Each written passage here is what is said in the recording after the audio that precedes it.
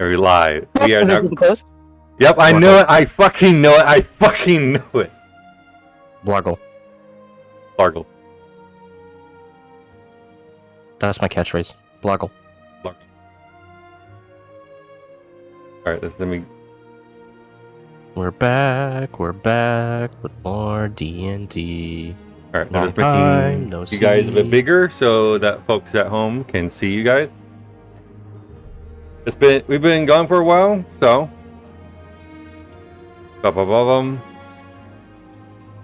Yeah, we didn't have a session last week because I just didn't have anything prepared, and yeah. I tend to overwork, as Aster can confirm. I tend to overwork when I do this, and I almost overworked myself again today. Alright. Can anybody give me a recap of what happened last time? Boy, can I! I don't know if you want it though, because remember, it's from Simon's opinion and point of view. You know, I haven't done one in a long time. Yeah. Go for it. Alright. Knight's log. From my last encounter, I believe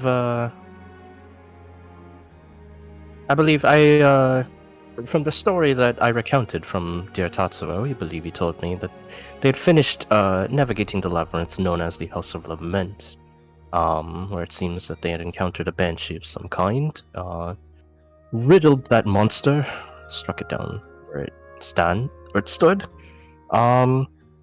met some interesting folk. Tatsuo described them as time police. Unfortunately, kobolds are not the most descriptive, so I will just take it as they were probably some type of overseers. They told the group how they needed they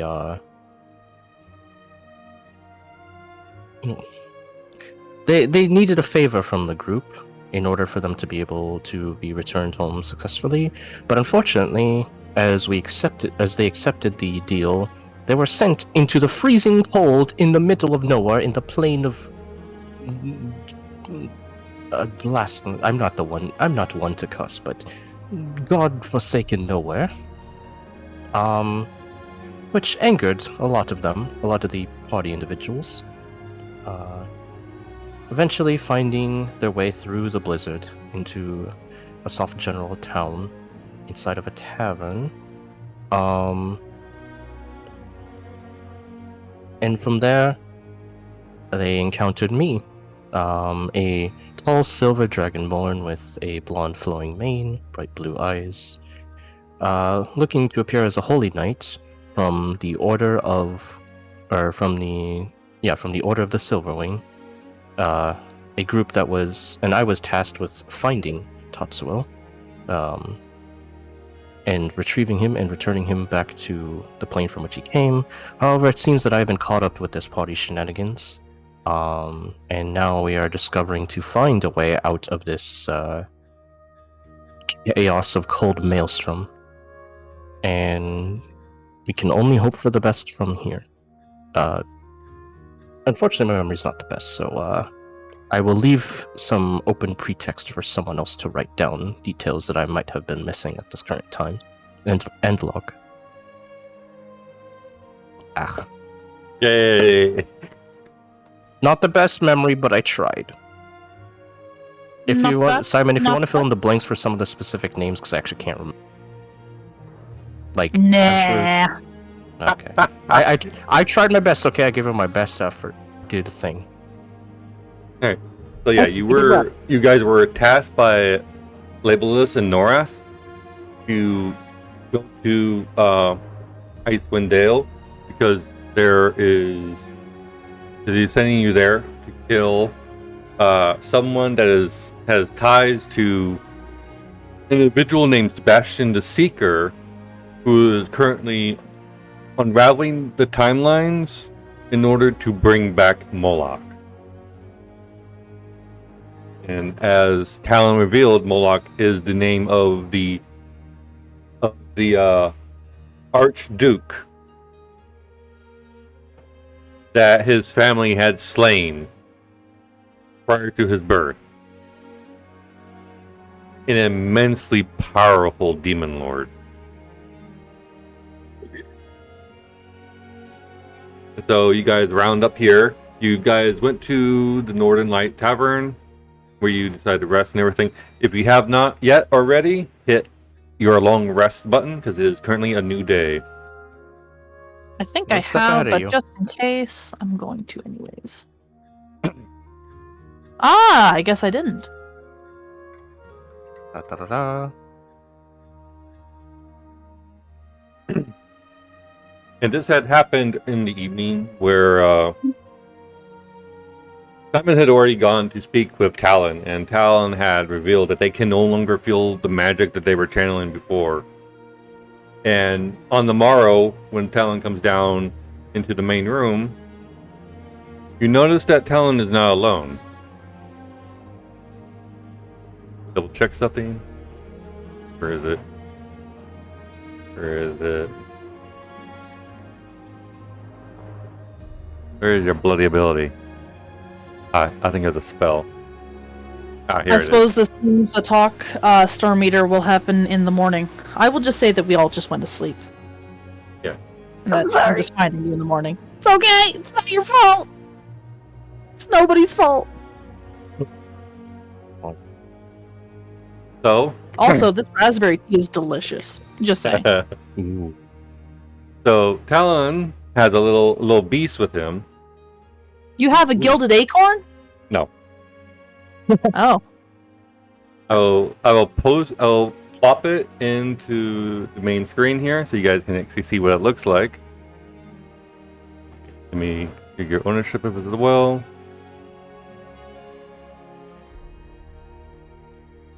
He has a little bird sitting on his shoulder. Oh, baby! Oh! Sorry, I love birds. Baby!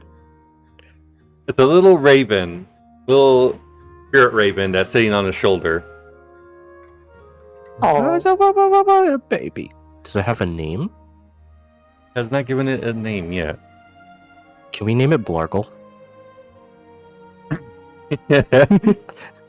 I want to say It's for okay. the purpose of this particular spell, even though it says 1 hour, well, Talon can have this out for up to 8 hours because it's his adventuring companion. That's the fun part about D&D. Rule of cool always applies. And I'm the DM. Yeah. Do what I'm trying to say is do what you like. Don't always feel railroaded to the rules. Yeah. Does this look like something that can fight beside Talon? Yes. Okay. So this thing probably looks more sturdy than my familiar. This thing is it's a bird, so it's probably not going to be it's not going to be taking hits from bears, bluntly. But you feel like this thing can likely fight alongside Talon if he desires it to. Okay. And unlike a familiar, if it dies, it's not going to fuck him up. If a familiar dies, it doesn't fuck Simon up. He just needs incense and charcoal. Yeah, there are some familiars in D&D where if they die, they tend to take a chunk out of the summoner's health. Oh, so back in AD&D, if your Yep. familiar died, you would lose a point of constitution. That's not a thing in 5e. Oh, good. Thank God I Yeah. got rid of that goddamn rule. All right, Yeah. I am bringing you guys over. My druid mage went through so many fucking familiars. I ended up with a toad, and yeah. By the way, about the beast, are we all walking out of our rooms from the tavern and meeting in like the central the inn, and we see that there? Or, Correct. like, what happens? You see, Oh, you okay. literally see the bird, the spectral bird, sitting on Talon's shoulder while he's sitting at the bar, like ordering himself something to eat and drink. Then back Polaris in would go armor up and gingerly pet the bird on the head. The spirit bird just looks at you and just caws at you. He would smile and then, stop after like a second or two. Quite a lovely familiar you have there. Talon gives a slight curt nod, but he seems focused on this, enjoying a nice cup of coffee for once.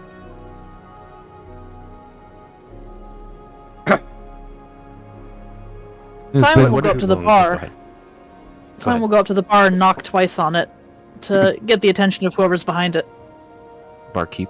A burly woman, or if you look into on the Discord on NPC pictures, a burly woman, one there it says Corey. She's the one that comes out from behind a door, wiping off her hands, and she's like, "Yes, Is this the same one I spoke to before? I believe so." The Okay. burly one is always the one that's behind the counter and inside the kitchen. The thinner one with the more pleasant expression is Allie.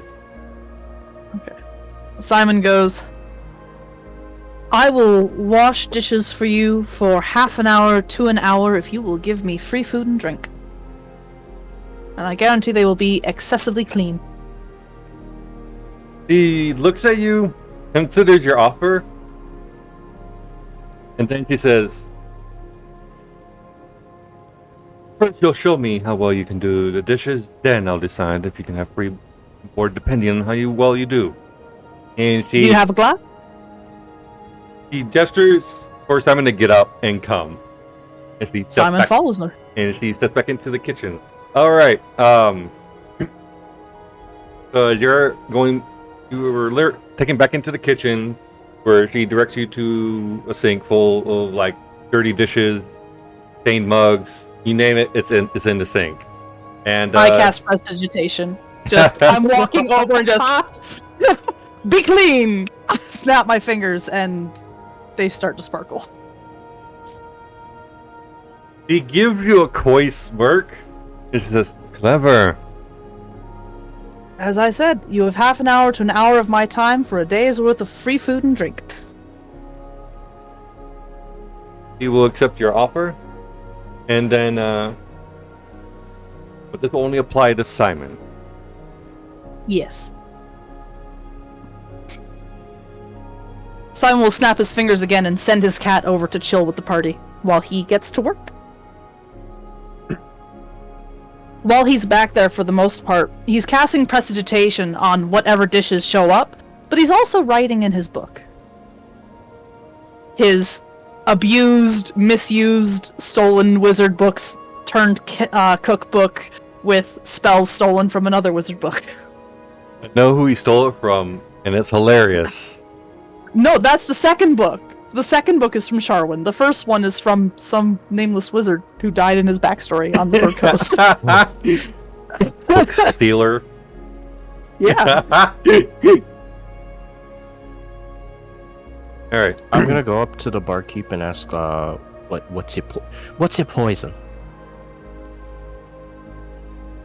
What do you serve, rather?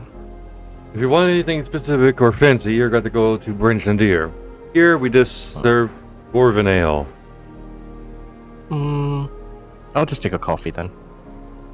The fetches you a coffee.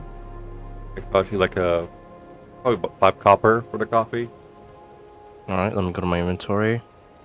How much copper is one gold piece again? The copper is half of a silver. How many silver pieces is one gold?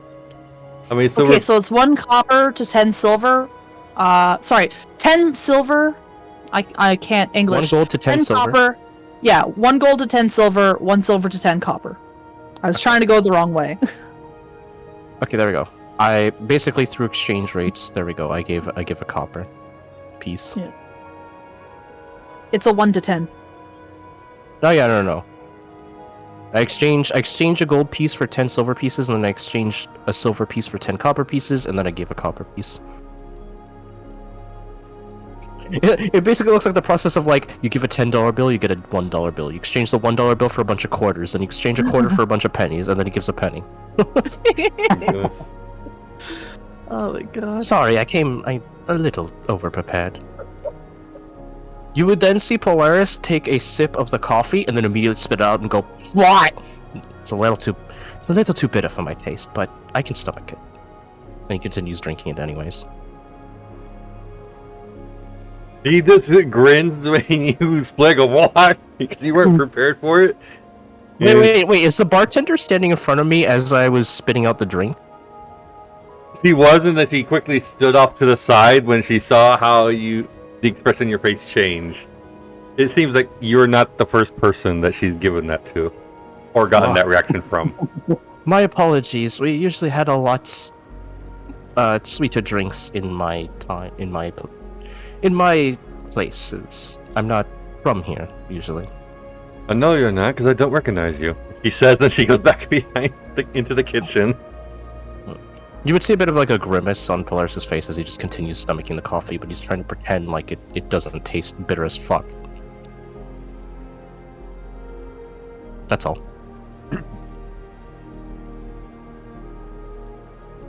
Talon himself finishes his coffee, and he gets up from the counter, and he makes his way towards the door. I'm going to go see about procuring us some winter clothing. Stay here. Polaris says as Talon goes on his way out, I don't need any, I'll be fine. Yes, I know. I should be fine. You're a silver dragonborn. I already know you're blind to the cold. He smirks. The cat starts winding around one of Storm Eater's legs and ankles. As Storm Eater bellows up to the bar, I will gladly trade free food and drink for an hour to a half hour of Simon's time. I'm joking. Polaris would say, Stormita, get what you like. It'll be on my tab. No, I'm joking. He does silently sit at the bar for just a few minutes, contemplating. Before he simple, short sentences, just orders a water. That's about it. Oh wait, I'm sorry. I just realized I forgot. No, Polaris doesn't know any of your names, so sorry. He'd say Blue One. No worries.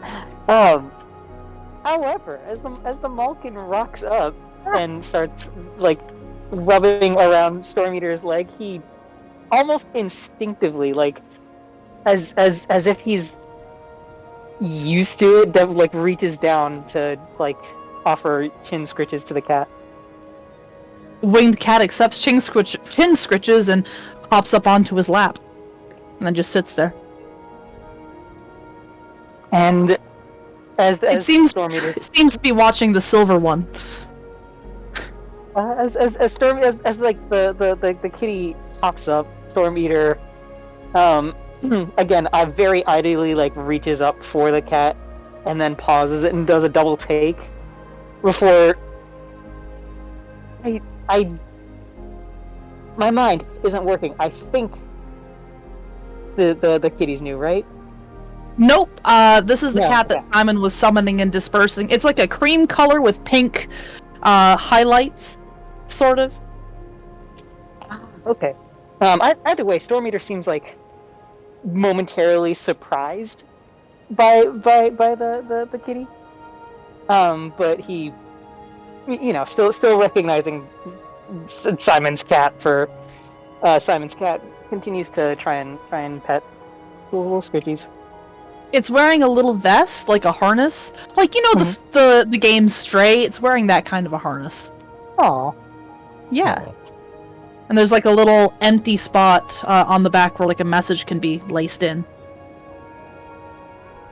As a little addendum on the side, I would like to imagine that Tatsuo would be having a side conversation with Dorgate about ale, because he doesn't understand the concept of alcohol, and they're just drinking ale together.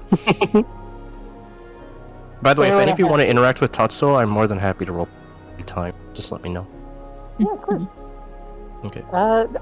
Storm Eater's been seeming kind of quiet lately, so for the most part, he's just brooding over his water. He does cast his gaze around though, and silently try to keep an eye on Tatsuo to make sure that he doesn't drink himself into a coma half a beer in. DM? Yo. Can I make Tatsuo roll a Constitution saving throw to see how drunk he gets?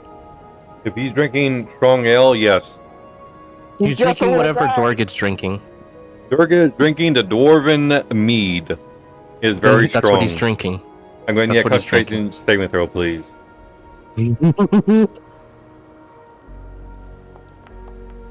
Good times. 12. Here, lad.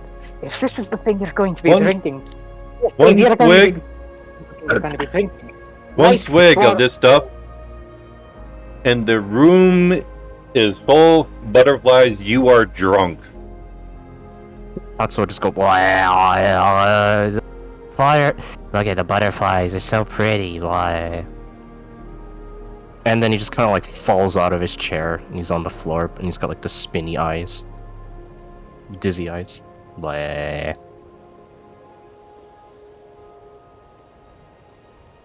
Blair's face palms. He's like, don't worry, I'll deal with them later. Let's Speaking see. of which... Oh, go ahead. Oh, no, I was going to say, did Tatsuo, like, order a room? Blair would say, he shared a room with me. So I could keep watch on him. Meow. If he trusts you, then I will have little recourse then to trust you as well. You'd see Tatsuo kind of like stumble over to the general area where Polaris, Simon, and Storm Eater are standing. He's drunkenly stumbling his way over, like, oh, the room is very pretty. What? Hello, Storm, Simon, Simon is in the back, quote unquote, cleaning dishes. But his cat is there and just keeps watching the Silver Dragonborn. Tatsuo does that little thing where like he peeks his head over like the very surface of the table.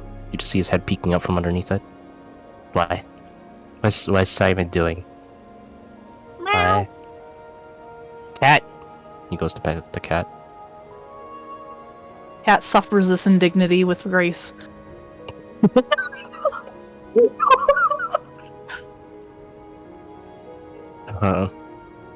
And then like I guess like Tatsuo would then kind of like stumble over to where Storm Eater is and just like maybe gently lean on them.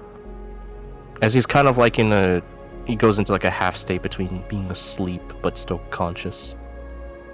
It's kind of like resting.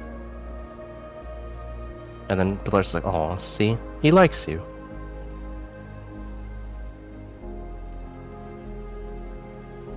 Speaking of which, I did not get your names. I believe I've told you mine, but I'd like to know all of your folks' names if you'd be willing to tell me, Polaris says.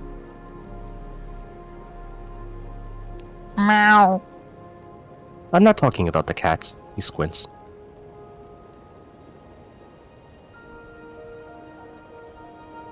Oh dear. Let's start with you. He points to the tiefling behind the counter. You tiefling. What name do you hail by? Sorry, I can't hear you. I'm washing dishes. In that case, he casts thaumaturgy to make his voice louder as he says, I was saying, tiefling, what is your name?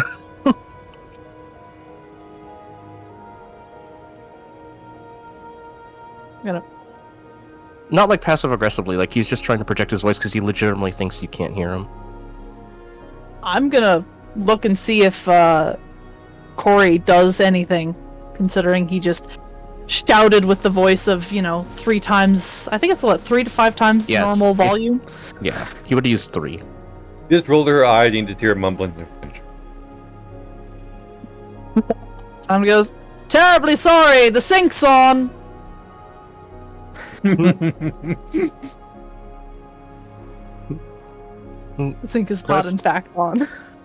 Polaris would kind of shrug and then turn his attention over to the blue dragonborn sitting relatively near him. So you are akin like my own, I see it. You seem to be of the blue variety.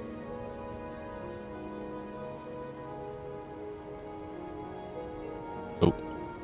I think Storm Eater might be distracted. Might have a customer, yes.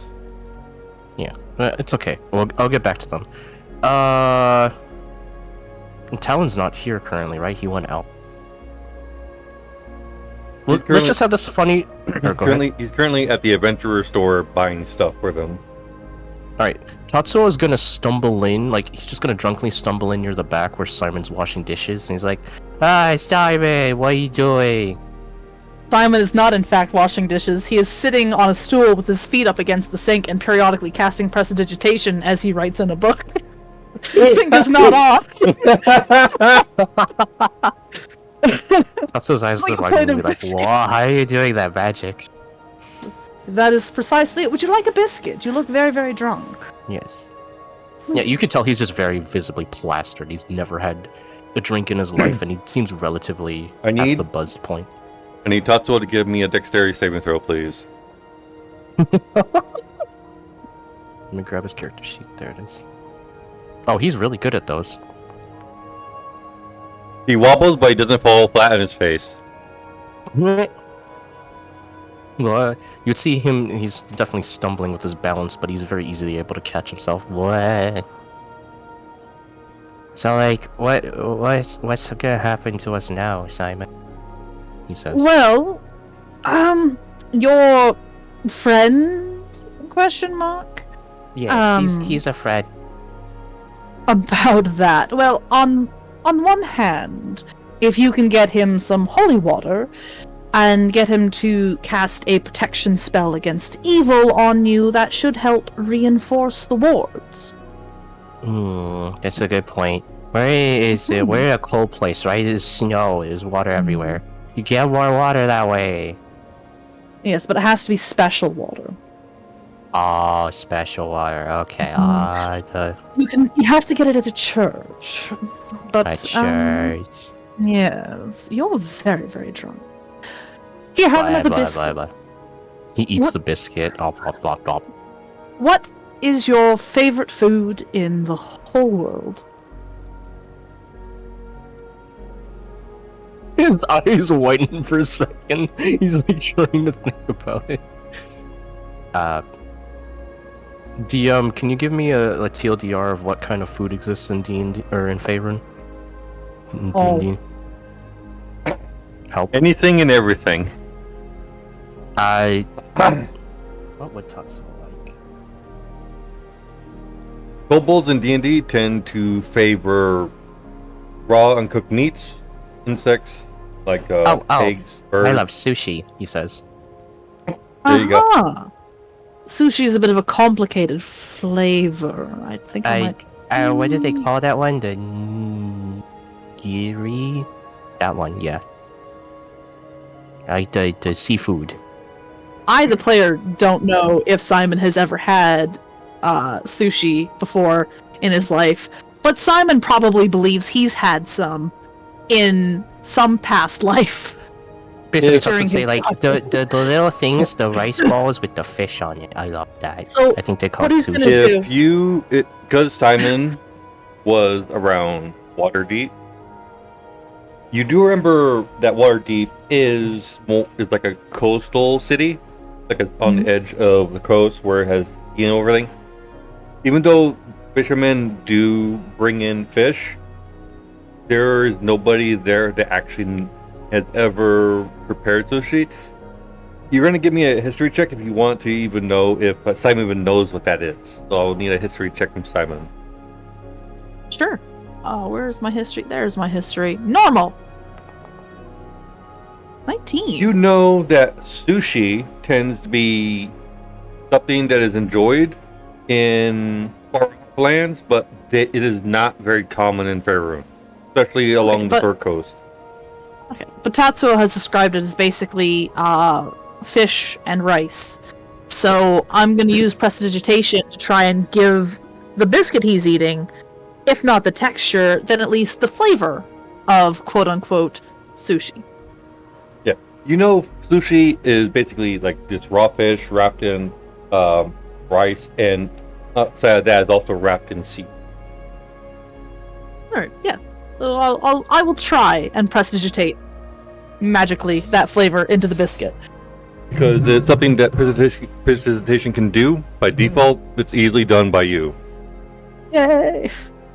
I will not His require a eyes roll. widen, and he's like, "Whoa, this thing just tastes like the food back home." And he starts like going from like just gently nipping on it. He starts gobbling it and devouring it. It's all good. Ah. Would you like another? The more food that you eat, you will probably be less sick in the morning. He does the hyper nodding thing like very quickly. Yeah. I will prestidigitate another biscuit to taste like sushi, and I'll offer it out. He starts like gobbling down. All right, And Simon will say, "Oh, go ahead." Yep. When you guys are done, just let me know. Okay. Simon will then. He's still leaned back in this chair with his heels propped up on the sink and crossed at the ankle. He will say, "You do realize we're not. I'm of the general theory, let us call it, that we're all in Talon's timeline, certainly not mine, quite possibly not yours. So this has a chance of being your Polaris who was looking for you, but also a chance that it's not." Kobold is too stupid to understand what Simon just said. You're very drunk, so you probably won't remember this. But I just wanted to let you know. Here, have another biscuit. It tastes also like sushi. In like the matter of like the next, like just basically for like the next few minutes, he's just like gently gobbling down various biscuits that he thinks taste like sushi. Blah blah blah blah blah. Why? Yeah. I don't know. I just know that if I ever get lost, Mr. Legato told me he would always send someone to find me, rescue me. I remember Polaris. He's like a holy knight for Mr. Legato.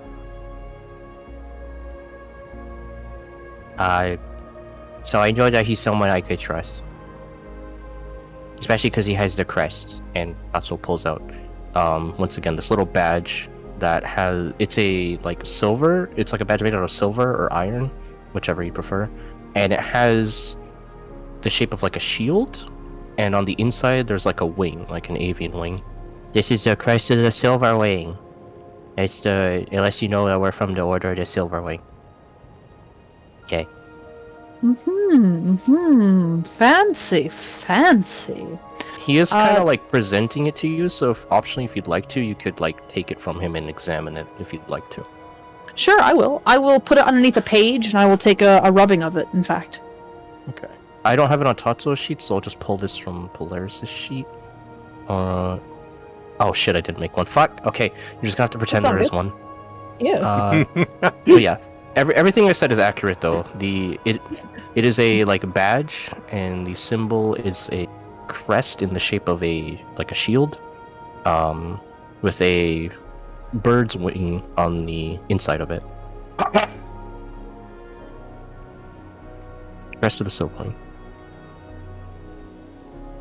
That is certainly very interesting. Do you know anything about this Polaris personally? Aside from the fact that he's a quote-unquote holy knight? Like, who does he serve? Or, like, what he god? He serves Mr. Legato. He said he has, like, a god or something, but I don't remember what it is. I think you have... But I know that he's very strong. He likes to protect people. Yay. That's what just has like that like stupid like innocent grin on his face.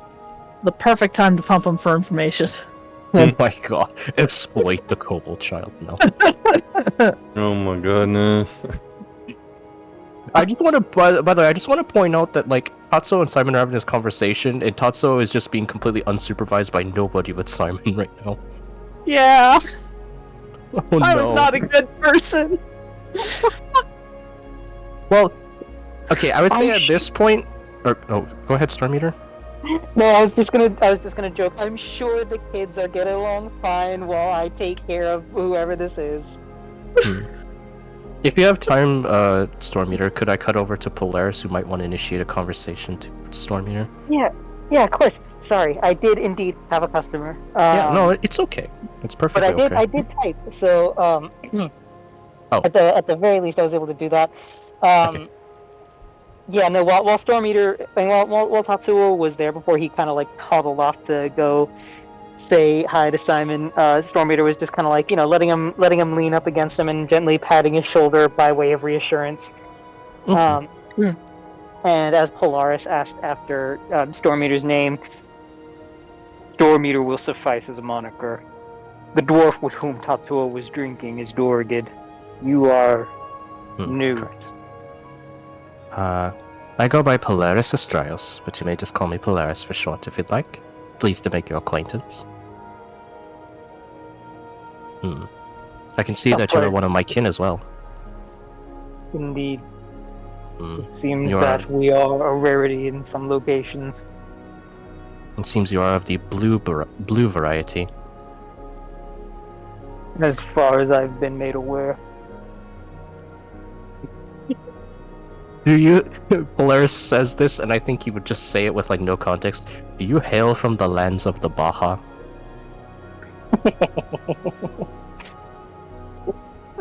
Storm Eater just blinks slowly. Have you heard of the lands of the Baja before? I've heard that some of the blue dragonborn like to venture there. I have heard of no such place. He nods. I can just silently feel Nitro screaming internally. Quietly changes what Storm Eater's hometown was named. Oh, by the way, I would say that as they're having this conversation, in chronology order, you would have seen stumble into the back where Simon is. Because he would have passed by you. And he's just like, blah, blah, blah, blah. You could just silently hear the sound of him gobbling on back. As Simon, as Tatsuo toddles by, Storm Eater holds up a finger to Polaris. One moment. Simon, keep him safe back there. Meow. The cat in your lap just keeps meowing at you. Just like it's the other part of your conversation with Simon. Storm Eater just turns to the cat. Make sure Simon keeps Tatsuo safe. Meow. You don't even have to like roll for this or anything, but you would just know that Tatsuo is hammered. He got completely hammered by the dwarf ale. And Doragid would probably just be like chuckling in the back, I'd assume. Just like I'm not going to presume to roleplay Seems like for there was him. a lot of control with liquor. No, I'm not saying that's what he does. I'm just saying I'm assuming that in my own head. I know. Yeah. Okay. I'd say at that point, after all that happens, then Talon would return to the door. Like, if you wanted to do that now. He's probably not going to be back until the afternoon hour, so is everybody done with their morning in the tavern? Say after Tatsuo finishes a cup of coffee and his food, I'd say he's good to go. Sure, I have taken some notes. Simon is basically trying to get what rank Polaris has in Legato's household, any personal information he can dredge on him, likes, dislikes, favorite food, favorite color.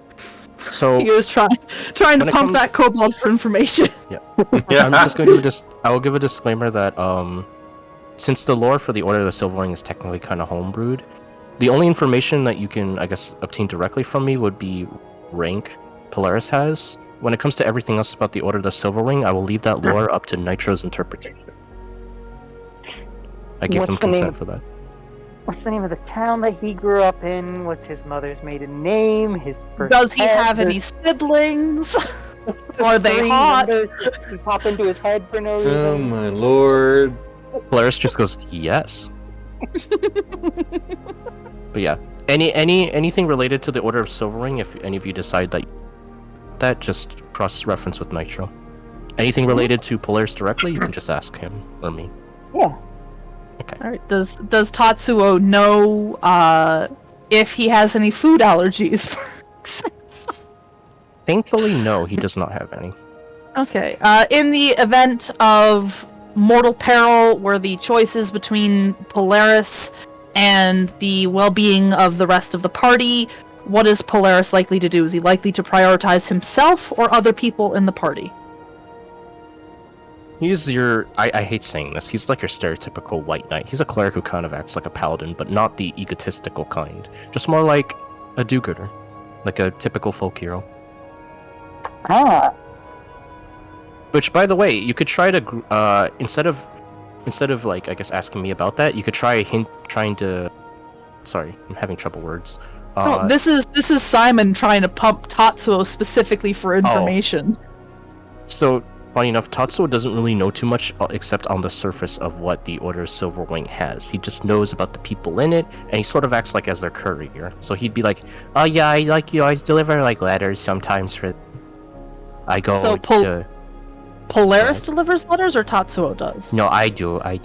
Me, Tatsuo points to a small self. So you've delivered letters to Polaris before? Not just Polaris, but like all the knights of the Order of Silverwing, or like all the people I in see, the I group. see. Do you ever read his mail before you deliver it? Here, have a biscuit. It Needs tastes like another sushi. biscuit. Literally just interrogating him and bribing him with sushi flavored biscuits. Yes. Yeah! Yep. My God. That's what Poor Simon Tatsuo is does. completely vulnerable. He's like just out of it. But yeah, he's just like, I'm sworn by the how would Tatsuo say this? I'm sworn by their rules. They say I can't look at it. Only I have to send it over, and the other person has to look at it. If I look at it, I could get fired, or they could jail me. That is unfortunate. Yeah. The Cobalt So- federal crime. What sort of... So you've delivered to Polaris. Did you deliver to him in the field? Like, what was he doing when you delivered these letters? He was out doing either like priest things, like the holy mission, like bad demon exercise. Wow, I don't know why. Tivid, why do you need to exercise with a demon? Oh, demons are terribly overweight a lot of the time. That's why. Have another biscuit. It tastes like sushi. My God. The Oh my freaking God, he's biscuit. bribing Go, go, go, go, the go. poor kobold with biscuits full of his guts. I don't know how you want to rule this, DM. Like, do you think Stormreader would be able to overhear their conversation very subtly at this point? I'm Or gonna do you have think- Stormy roll a perception check. If it's high enough, I will say that Storm Eater can hear it. Okay. Sorry, Go ahead. all I heard was Storm Eater can hear it. Am I hearing Simon interrogate? You can't hear shit. You're involved with your conversation with Aster currently. Alright. This cat in your lap is just purring Just- very, very loudly and just like in- paws on your chest, trying just to in cover case- any other sound. I don't know how Shred would make Dorgid react, but do you think he'd do a perception check as well? Dorgid? No, he's I don't think Dorgan Dorgan would care. is- Okay, I don't think he'd care. Dorgid- Okay. is ignoring the rest of you numbnuts and is just drinking his beer. Can I have Polaris do a perception check? You 'Cause he'd may. be- at this point, he'd be like, huh, Tatsuo kind of went back there for a while. I wonder what he's doing. Go ahead. 15? You can Here, hear. have a biscuit. It tastes like sushi. You can hear like voices in the back. You hear Tatsuo talking. You can hear Simon's voice, and but you can't tell what they're saying. Okay.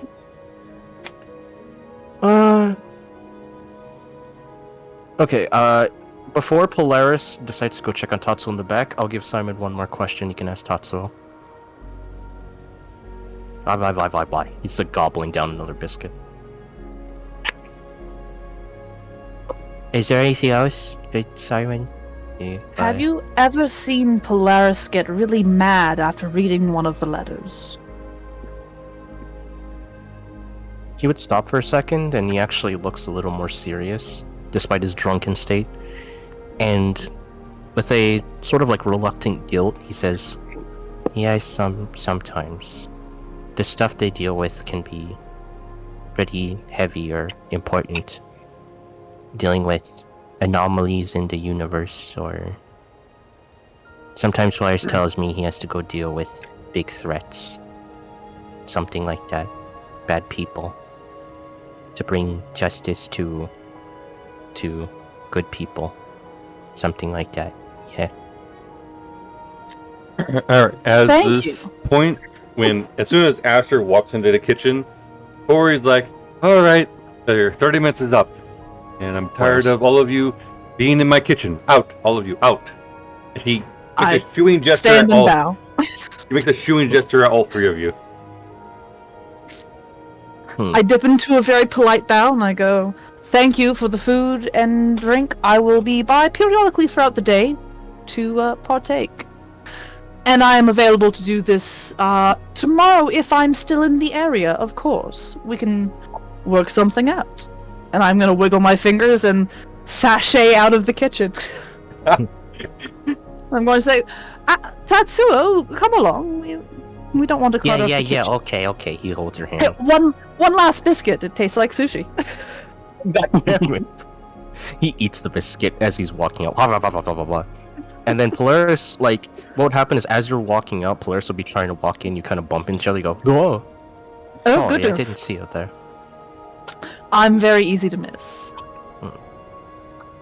DM, with Polaris's passive perception, would he notice Simon's bright red eyes?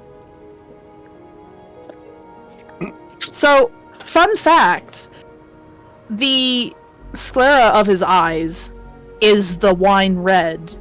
The actual pupil and iris is like a glowing teal. Ooh. Ooh, okay. Thank you for looking at the art. Thank you for looking at the art. How do you just have people? So, Polaris's passive perception is 14. Would he notice the details of Simon's eyes, or like what would he see, DM?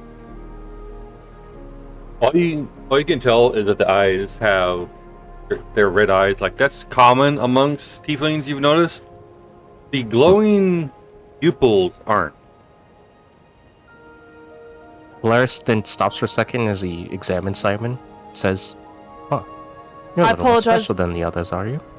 Oh, we've been asked to exit the kitchen. Shall we not move towards the common room? I would hate Oh, to yes, upset yes, the- of course. the My barkeeper. apologies. And he like repositions everyone before he continues with this question, prompting, those eyes of yours look a little special. So does your hair. It looks fantastic. Very few Dragonborn actually have a mane, you know. Yeah, fair point. I look a little more unorthodox for your typical Dragonborn. This is very true.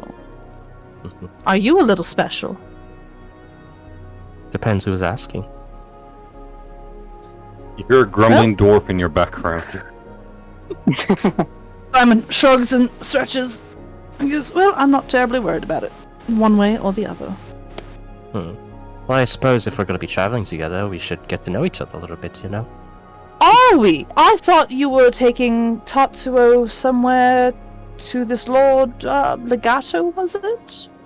I am, but unfortunately, when I came to this plane, I did not have a way to get back out, so I'm in the same boat as the lot of you. Came to this plane. Correct. Well, I mean, stuck here until I can find the way out, not stuck here forever. This is the Prime. This is Faerun. What plane are you from?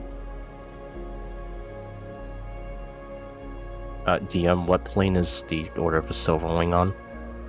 I would say that they're on the prime plane, but they are. Lord Legato is stationed all the way to the far, far south in Waterdeep. I'll just say that to Simon. South of Waterdeep is where we're stationed. Ah.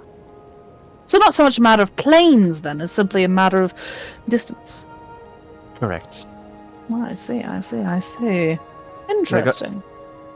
It's at this moment that you hear the door open as Talon walks back in, and he has a bunch of winter cloaks in his arms. He's wearing one of them,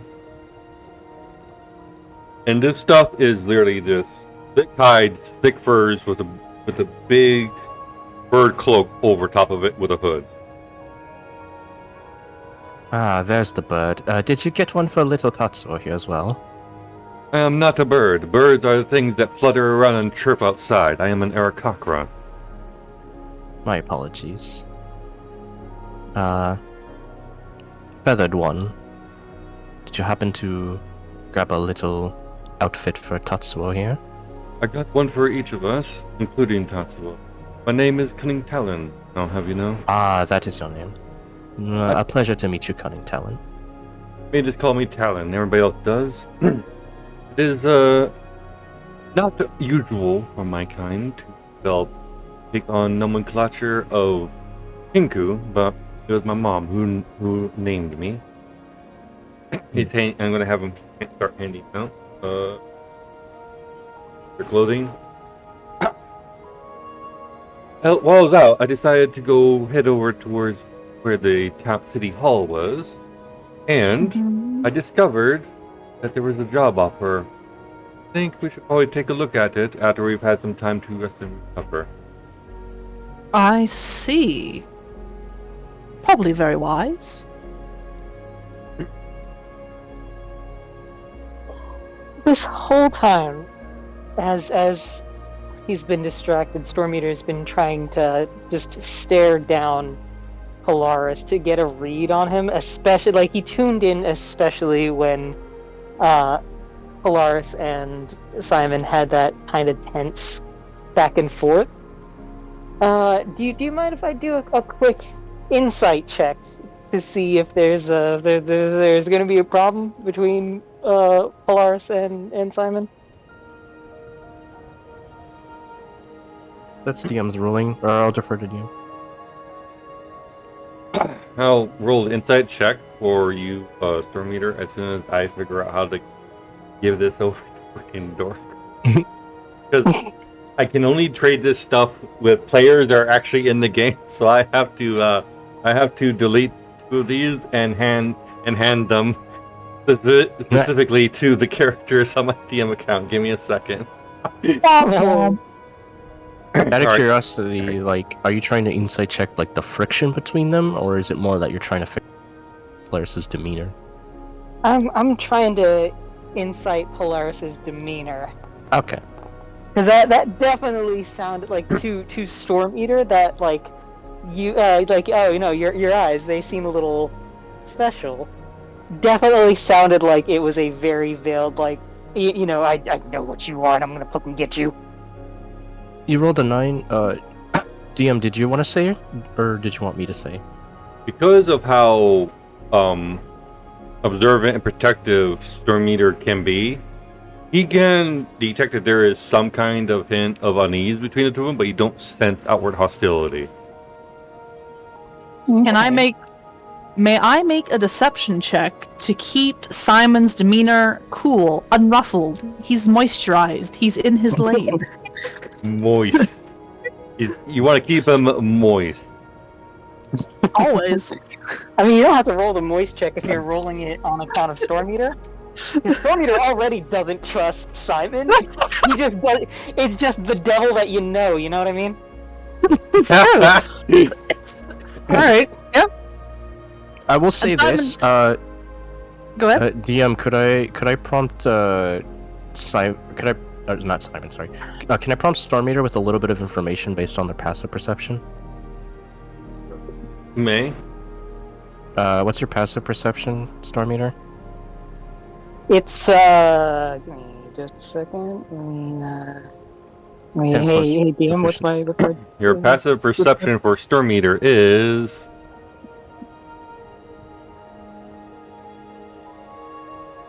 15. Oh yeah, you would have seen a slight like grimace or frown on the curled at the edge of Polaris's face as he was staring at Simon. Okay.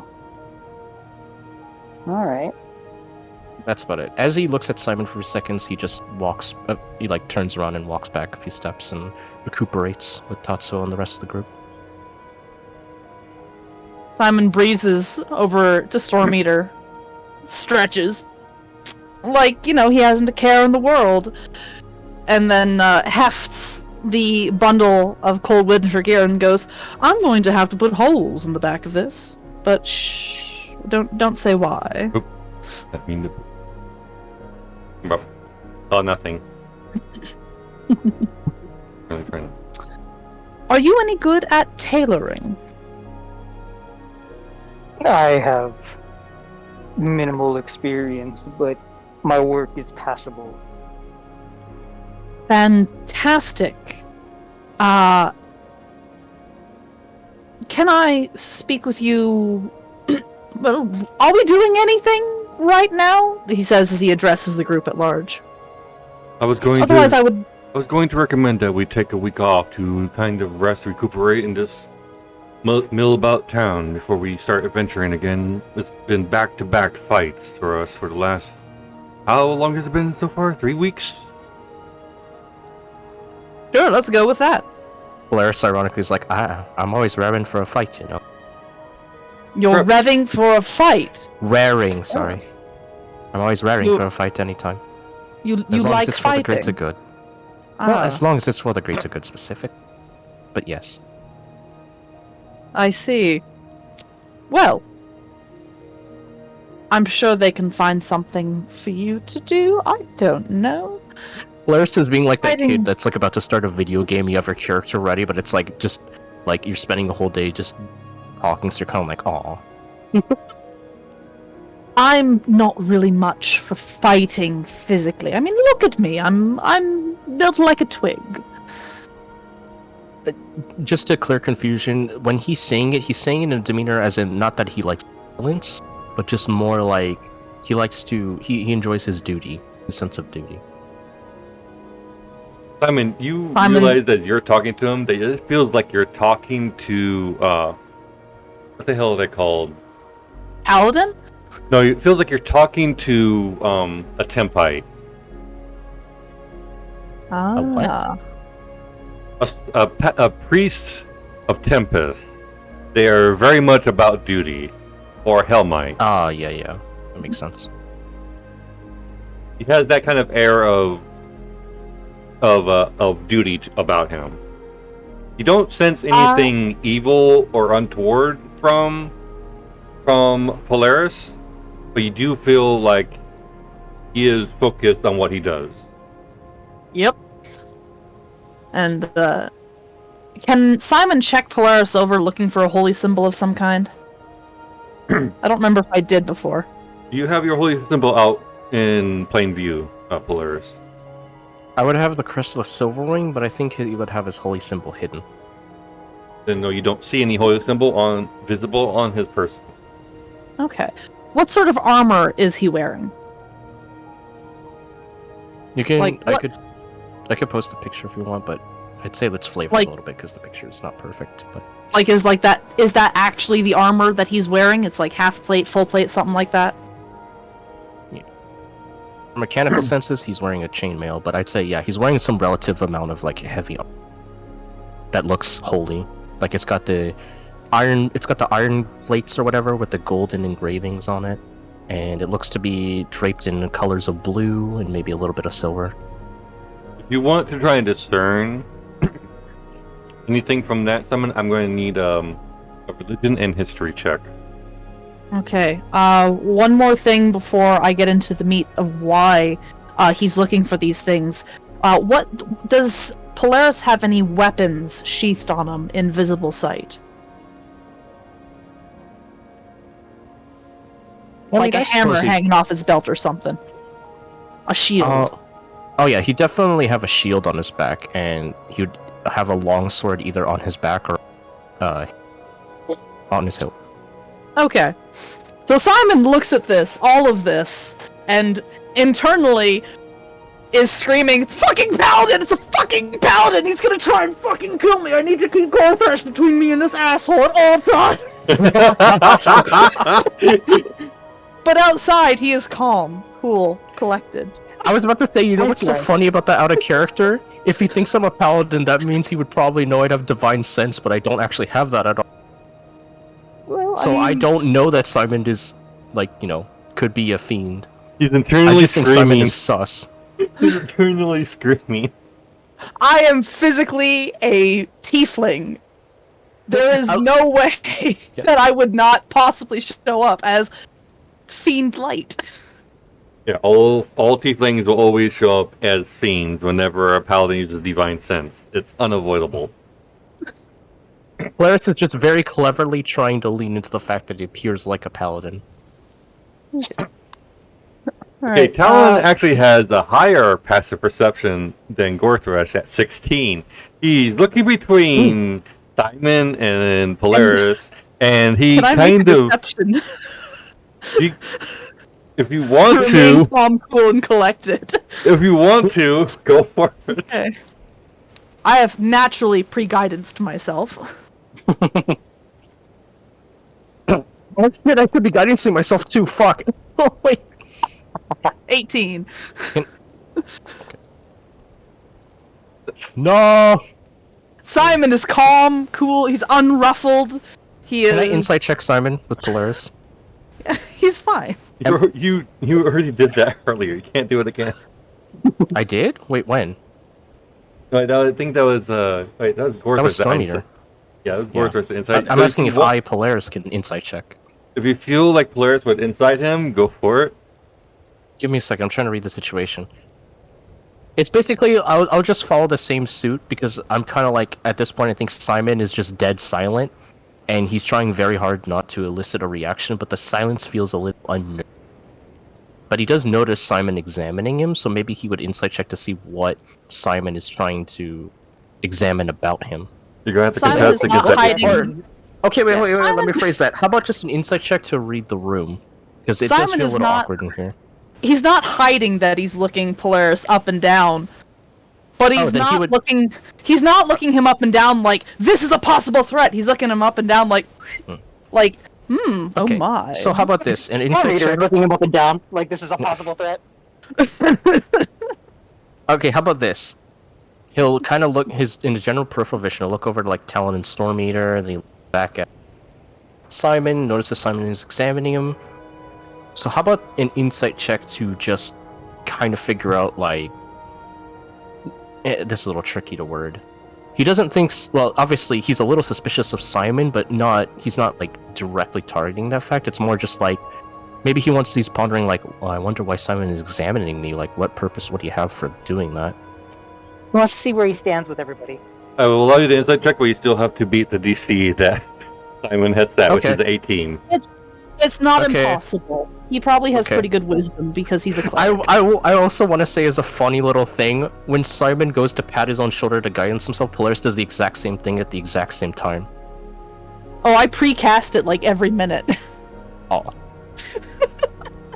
And then he would look over at Simon as he pats his shoulder and be like, does he do that often? Like he says that to the group. Talon says. Yeah. Rather excessively, if I do say so. Constantly, one might say. 26, holy shit. Yeah, see? I figured you'd roll pretty good. You can Yeah. you can tell that Simon is trying outwardly. He's trying to remain calm, but you know that he seems anxious or otherwise perturbed. So, just for clarification, at this point, Polaris is not assuming, like, that there's something, like, he knows there's something off about Simon, but he doesn't think, like, Simon is evil or anything like that. So he would just basically say, are you alright, Simon? You just think he's acting very weird. Yeah, he's acting iffy, so he's like, are you okay, Simon? Oh, I'm just like this. You'll get used to it, trust me. Simply trying to figure out where you factor in with the rest of the party. If you are indeed joining us, we have two who are very melee-oriented, and we have our Aarakocra friend, of course, who prefers... Well, actually, he tends to vary it up between ranged and melee, and there's myself, of course, who I tend to try and stay far away from combat. Well, I don't see bow, so you seem you're pretty handy in direct melee combat. I am well versed in divine magics, and I can also suffice in melee if I need. I can perfectly sandwich myself between the lot of you to make sure that we are all anchored together. I see. Divine magics, you say? Are you a cleric or a paladin of some kind? I don't know, am I? Should I deception that? You have to, if you want to, if you're lying, you have to deceive. Yeah, so, okay, I'm gonna say deception check, 'cause I'm gonna be ambiguous, gonna be like, I don't know, am I? Also, I guidance myself again. I guidance myself! That's a 14. 14. You're gonna have a lot of people rolling insights on you. Simon doesn't even bother. He's like, okay, this guy's an asshole as well as being a paladin asshole. And Simon goes, I see.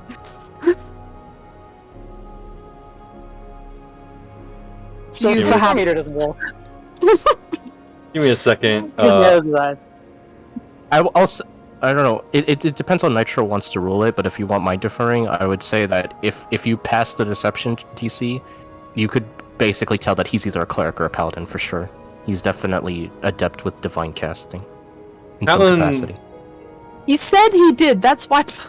Talon inserts himself between Simon and Polaris.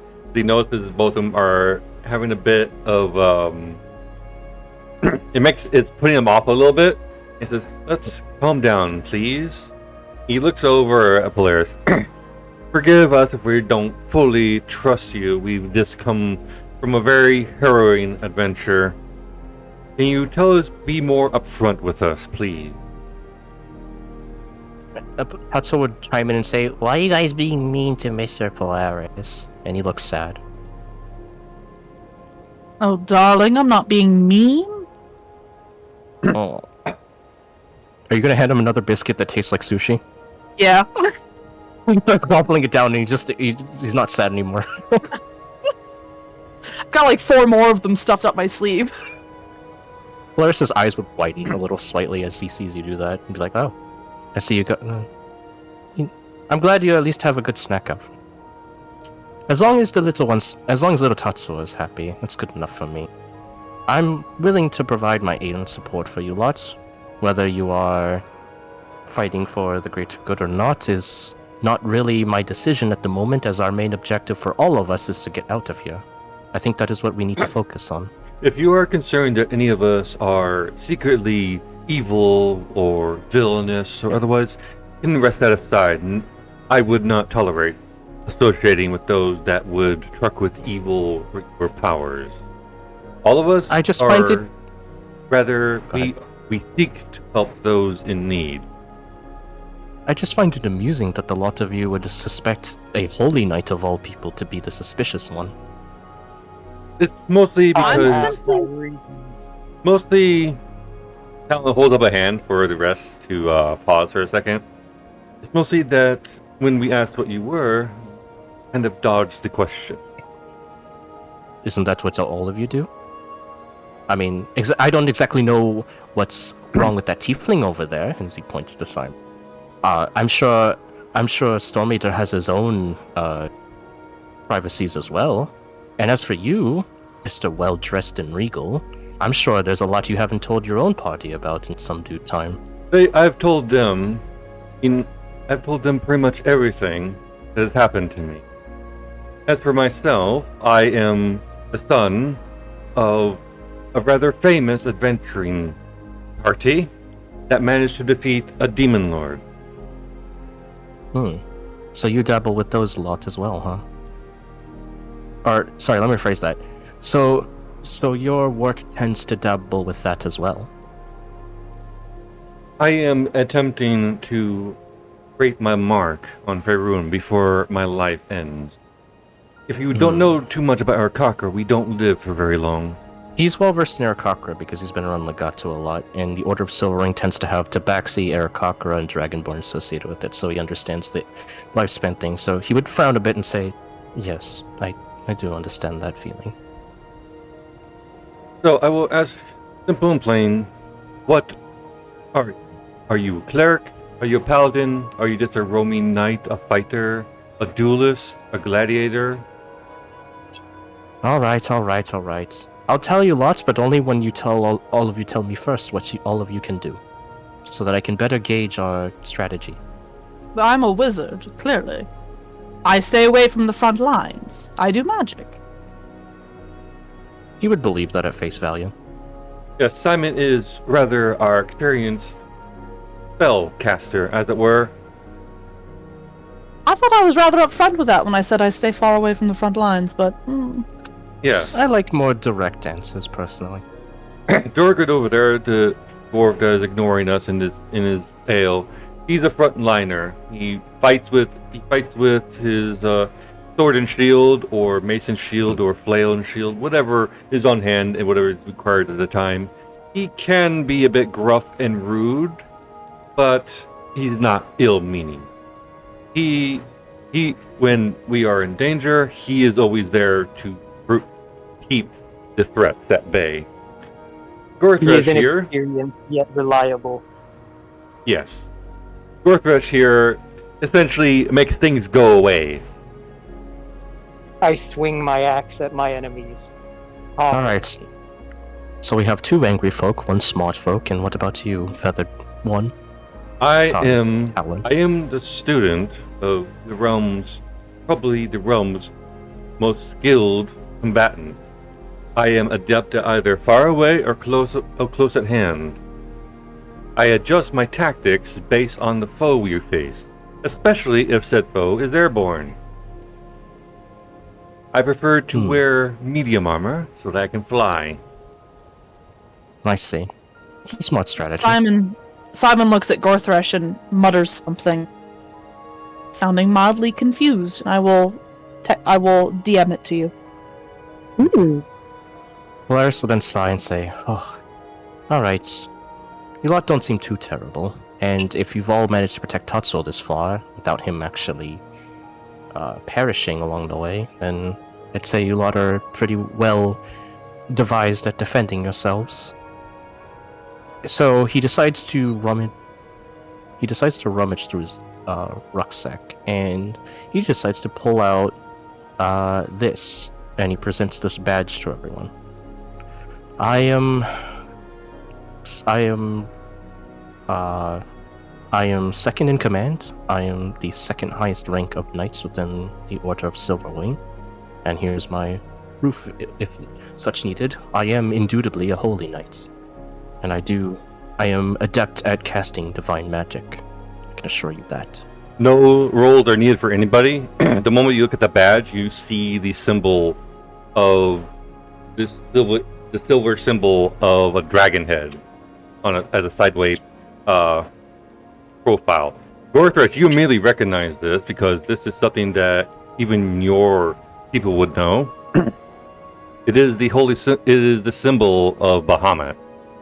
Platinum it's not dragon. a holy symbol, but it is a ranking badge. Yeah, I want to clarify that. It is the symbol of Bahamut, which is the lawful good dragon deity.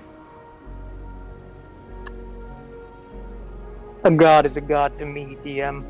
My eyes narrow. I would say, I don't know.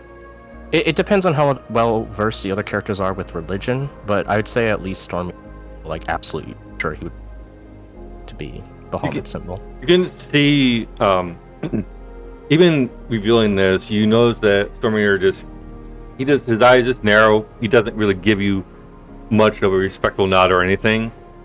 Talon regards it and gives him a slight nod. Dorgrid just grumbles. Simon would like to lie. Oh my goodness. Of course he would. May I make a deception check? You may make a deception check. And I have pre-guidance, it's already in the chat. Guidance lasts for a minute, so yes, you're fine. Okay. Are you guys Perfect. going to be... I just have to comment on this real quick. You two are basically a pair of guidance duelists guiding each other, trying to outsmart each other.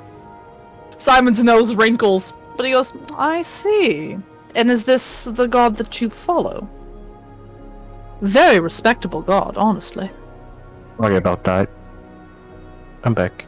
Welcome back.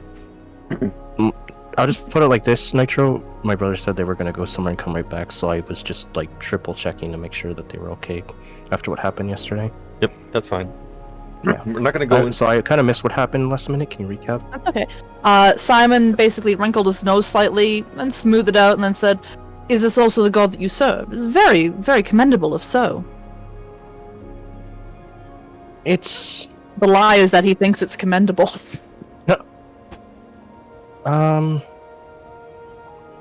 it's simply the order I serve. As for what god I serve, I suppose you'd have to know me better to figure that out. And he winks. We all have our secrets. However, for now, I say it should be fine for you to travel with us. Just let's not have any more altercations, please. Oh no, there was no altercation indeed. I was simply having a fun little dance with our dear friend Simon here. I don't know about dance, but I was having a simple conversation. You sees know it well more I as a do not tango. begin fights. Polaris' demeanor, he's a little cheeky, is what he's alluding to. By the He way, hides his emotions through his cheekiness a little bit. I love the a way- cheeky character. I believe now is a good time for us to take a load off. Okay, at this point, I am going to force us into the downtime aspect of it because we do need to move along, unfortunately. That's okay. You guys have 1 week. I'm going to ask you to do one at a time what you want to do for the week, and then we'll go from there. Because he is limited on time. Gorthras, what's Gorthras going to do for the week? He's mostly gonna. He'll see if he can get work in the inn and such in the kitchen, trying to learn some new recipes, stock up on spices and like rations and stuff to make hearty, wholesome, and nutritious meals from both the kitchen and from like the local stores and such. Alright, I will have you make intelligence check for me. Determine how much you learn. Oh no. Oh no.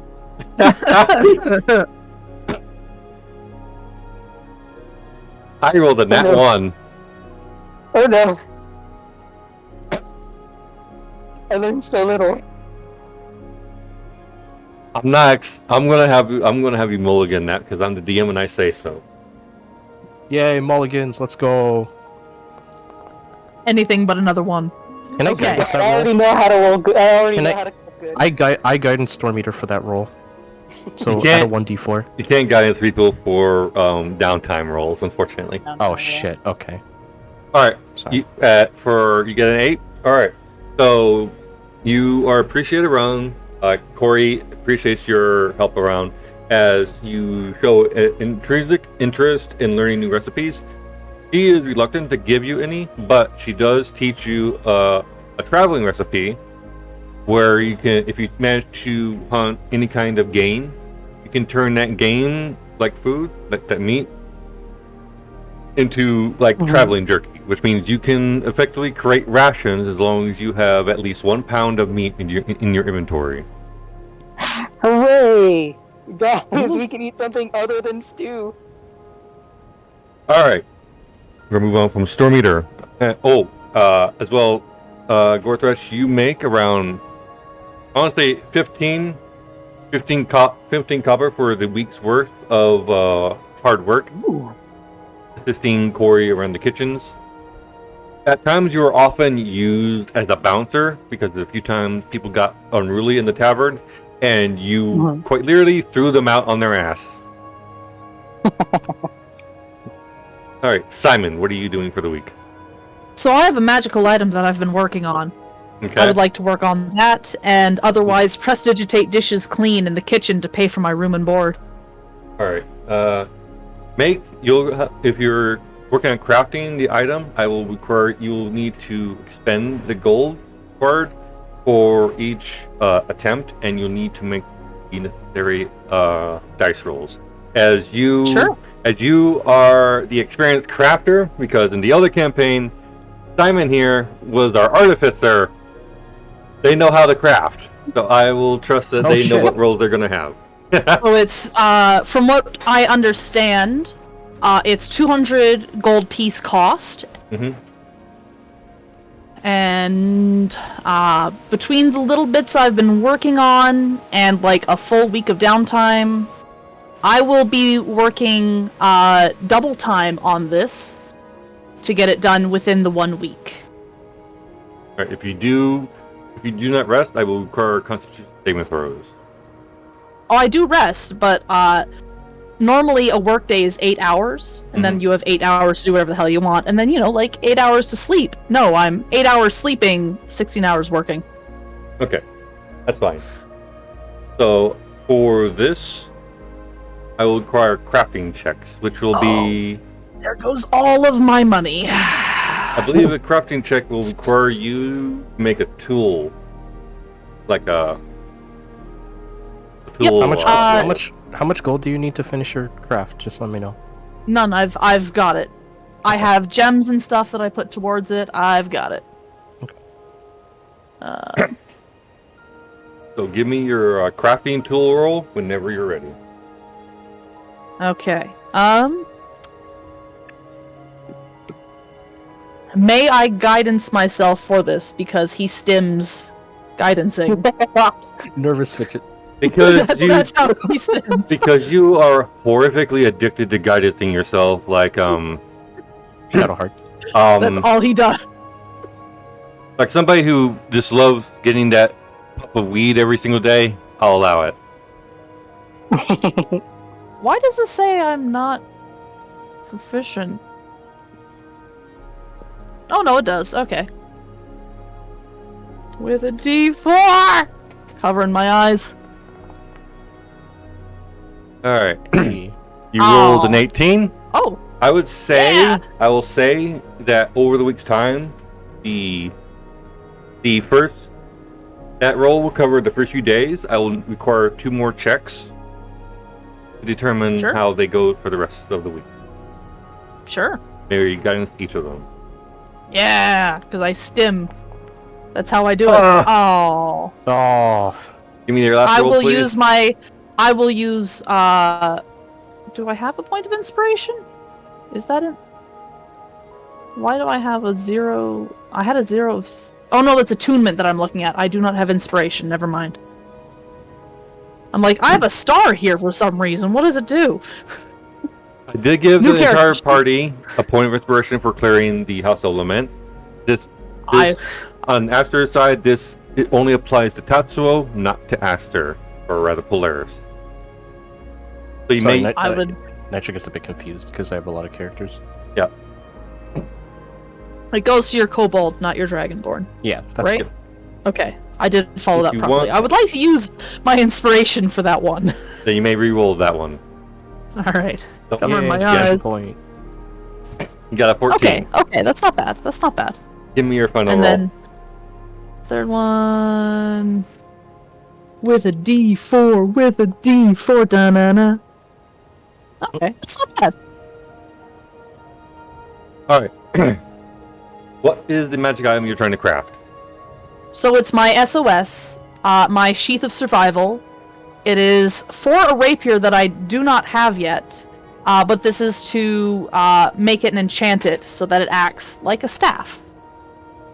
It does Okay. not impart magic to the sword; it just holds the sword. I would Do you remember? Do you remember talking about that earlier, like a while ago? What was the magic item called? The Staff of Survival, the SOS. Staff of... Let me take a look at it real quick.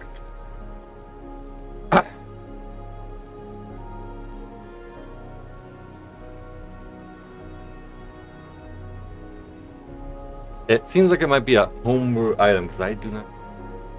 It is because it's what he's making. Okay. There.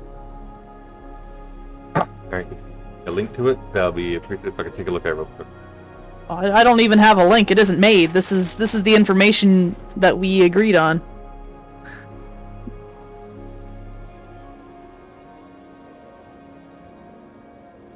Oh yeah, then I would say you're able to make the...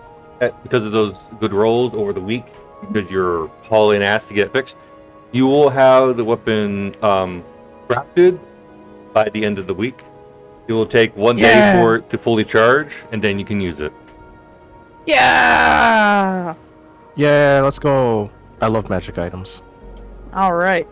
Alright, before I go to Talon, Basically, it takes the form of like a cane. It's basically for a sword cane. He just does not have the rapier part of it. Simon becomes a pimp. oh my god. Alright. Yeah. That will be Simon's week. We're going before we move on to Talon, we're gonna move on to Polaris. What is Polaris doing for his week? So, as Polaris is contemplating on what to do next, Tatsu would come over and tug his shoulder and say, "Hey, so like the Simon person told me like, we should find holy water, and then you could put a protection spell on me, and that should keep the mean dragon away." And Tatsu's like, And I guess that is a good point. So I would say that he's going to spend a week trying to find a source of holy water, but in order to do that, I'd say the first day he would spend going through the town trying to figure out if there is a like nearby church or monastery of some kind. There is not any type of holy place. And from talking with the townsfolk, this will require you to have to, as Hades likes to call it, schmooze with the townsfolk. Investigation? I will require 1 investigation and 2 persuasion checks. 1 investigation, 2 persuasion? Okay. Yep. Can I guidance myself? If I guidance myself, I would touch my holy symbol and I would say, "My dear Lord, please guard my presence." You can guide in the investigation, not the persuasions. Okay, guidance to investigation, not the persuasions. Okay. So I'm gonna do that first.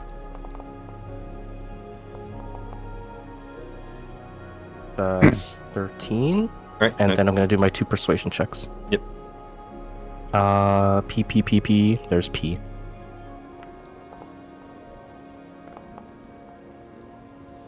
Ah. 17-7. Alright, so from 13-17-7. From your investigations in the town, you find that the townsfolk are half and half, helpful and not helpful at all. A few of them seem to blame the party's appearance for winter falling upon land, and quite a few of them just don't care about you or even give you the time of day. Some even just snub you off. So you decide to start asking around, and you manage to get some helpful information from one of the villagers, but the other one literally just tells you to piss off. The one that does help you, though, tells you that the closest place you can find probably a church or somewhere with a holy place would likely be Bryn Shandir, which is like a week's travel to the southwest. I have about a week's time, do I? The the blessing that was put onto Tatsuo by Theodora is going to last for at least a year. That's okay, but Tatsuo still likes to have preparations. So, he would still look for a source of holy water, because even if he doesn't use it for Tatsuo's restraints, he still thinks having a source of holy water is actually a good idea to have. Yeah, you know where you have... If you take the spell ceremony, you can just make it. Yeah, you just need some regular water. I didn't know that! Okay. You can easily buy some water from the expedition store, and you can easily just use the ceremony spell to convert that into holy water. I would say that since we're on downtime, couldn't I just change my prepared spells to just cast it anyways? Yes. Would it be permanently like that though, or would it just be like I could quick swap it for the downtime? Your prepared spells are like that until you change them. So what I'm saying is, if I swap one of my spells to ceremony right now just to make holy water, is it going to be stuck like that until I do the next long rest? Yes. But you long rest multiple times during downtime. Yeah.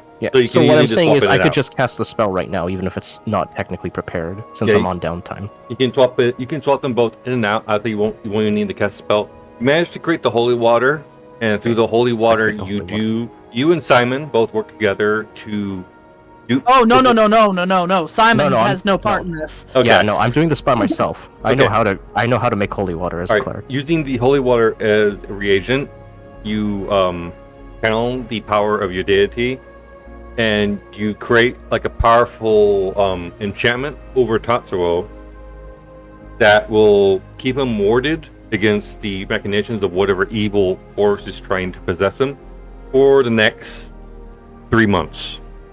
So basically, it's a combination of ceremony and protection from evil and good. Yes, in 3 months you will have to do the process again. Keep the ward up. Okay. But yeah, this is a ward for Tatsuo specifically. Yep. So at least for the duration he's on this plane, he is absolutely protected from evil and from his own bindings. All right, and that will end your downtime. Talon, Okay. for himself, he doesn't really do much of anything. You just see him like sharpening his blades, or you see him practicing out in the yard, out in the snow. You see him pretty much just taking time to either read books or write. He's just relaxing. He is not doing any kind of work. He's not adventuring. He is just taking it easy. You can tell that he is definitely someone that much prefers his ability to wind down. He's not like a chosen one where they constantly are restlessly and relentlessly pursuing evil at all hours of the day. All right, with that, we are going to go on a slight break. It's going to be a 5-minute break. Please be here back in time. We're going to go. It's going to be a Thumbs up. 5-minute. It's going to be a 5-minute break. Okay, we will be back at 6:49 my time, and it'll be whatever time zone it is where you're at. Okay. By the way, Simon, I just want you to let you know, like, out of character, you don't ever have to worry about Polaris actually slaying Simon or anything like that. You I just mean, more I know like- that, but Simon doesn't. Yeah. True. I think at worst, like, if Polaris did find out all of Simon's secrets, he would just tell him to, like, leave, and he would consider that dignified enough. He wouldn't attack him, but he would say leave, and if he did try to attack him, then he would try to kill him. But Yeah, but what if Simon didn't leave? then Polaris would just leave instead. Ah, I see. Okay. Polaris will only attack someone if he is attacked by them directly, or if someone, like, let's say Tatsu. That's the only time you take action. I will. He tries to be, despite as cheeky as he is, he tries to be dignified. I will state that also, no players will be attacking other players in my campaign. Oh, no, I know that. I'm just saying in, like, the hypothetical for, like, the story roleplay perspective. Yeah, I know. Yeah. Alright. I have no intent for Simon to attack anyone in the party. Okay.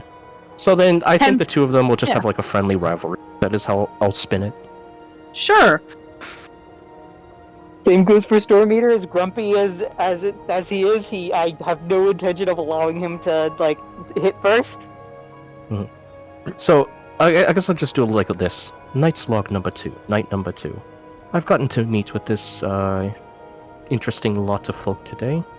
Thoughts on the feathered one? Seems quite interesting. Well-dressed, polite, well-spoken. Would like to learn more about them in the future. As for the dragonkin, seems quite interesting, earnest, straightforward. Quite a pleasant fellow. As for the tiefling, quite peculiar, eloquent, well, decently dressed, very neat and organized. Could be a, not sure if a trusted asset, but could definitely be a useful asset. I will give them the benefit of the doubt for the time being. As for the dwarf, seems sturdy, calloused, definitive, but reliable. Suppose this group wouldn't be too bad to travel with, at least for the time being. If Tatsuo's been aligned with them long enough and has still made it through in one piece, then I should at least be able to give enough of my trust to align myself with these folk until we can find a way out of this snowy hellscape. End log.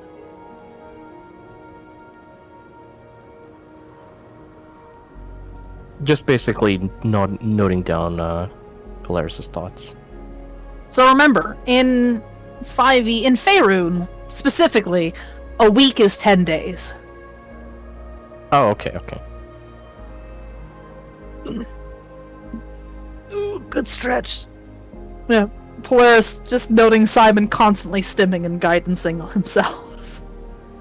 Polaris kind of, it's like that's one of the few things Polaris likes about Simon, but he does find it like peculiarly hilarious that he is like obsessed with guidancing himself because he's been taught in the Holy Night Corps like to use guidancing as a sense of like basically asking your deity like, please, Daddy, give me little help. But like he notices like Simon does it to an obsessive level. He's like, I need help. I need to get this. So he actually gets a laugh out of it. He thinks it's funny. Yeah. There you go. I'm just doing some edits. Make sure you guys have your proper characters set as your main character. Yeah, I was about to say, it still says I'm Tatsuo. There you go.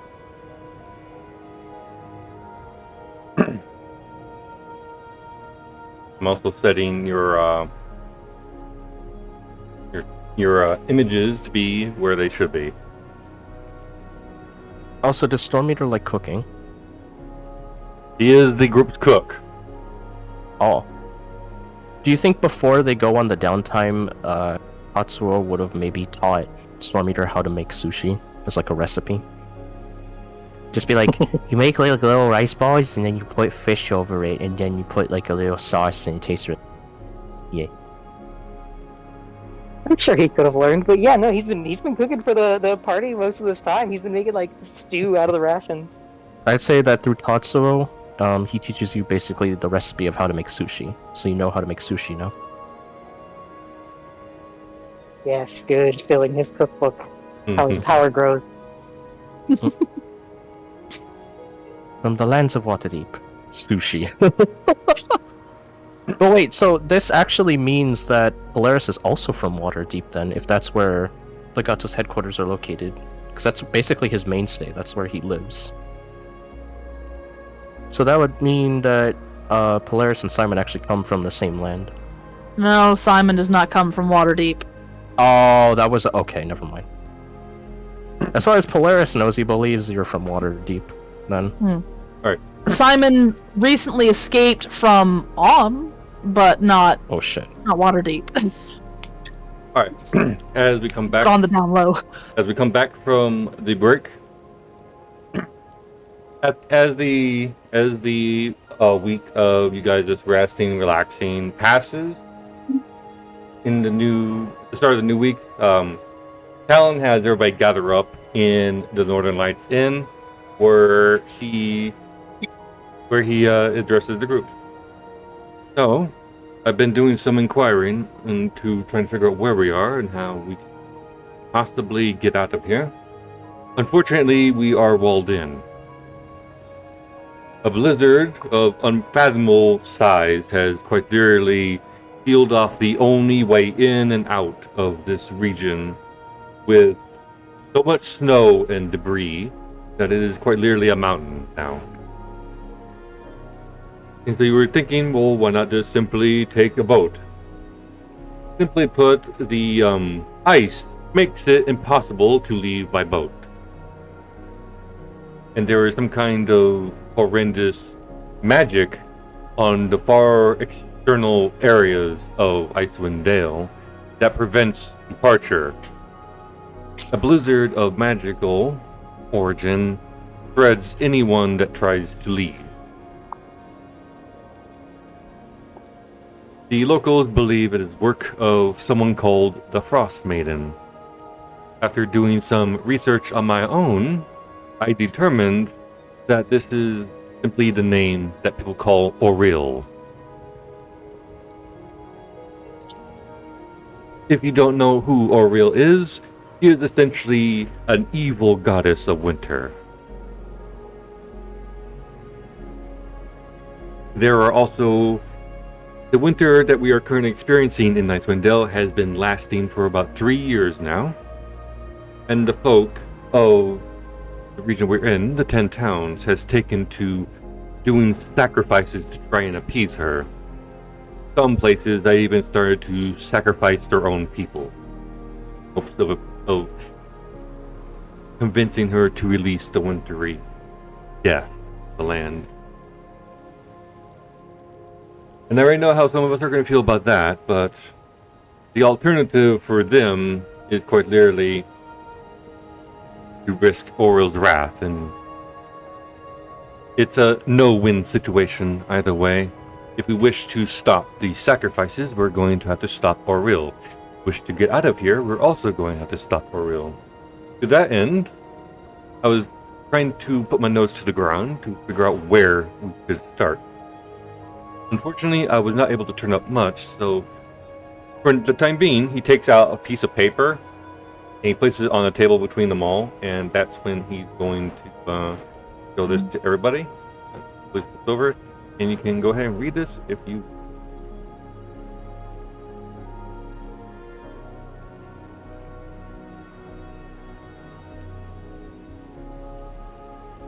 A lantern was stolen from folks here at the inn we're currently staying with, and they have promised permanent free room aboard if we manage to return it. I've already done some inquiries, and essentially it is random thefts have been and robberies have been happening in the town as of late. All they know is that there have been numerous buildings, mostly have been broken into, things have been stolen, things constantly going missing. I think we should look into it.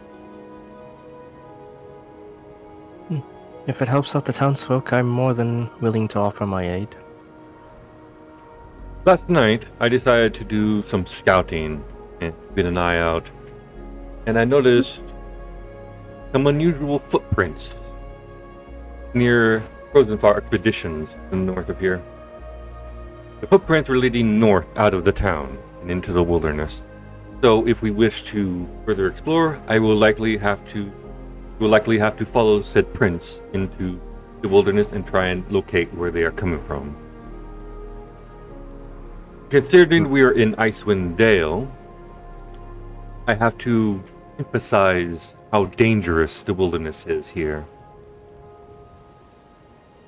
Even though my parents adventured here many years ago for me, they didn't encounter all of the horrors of this place.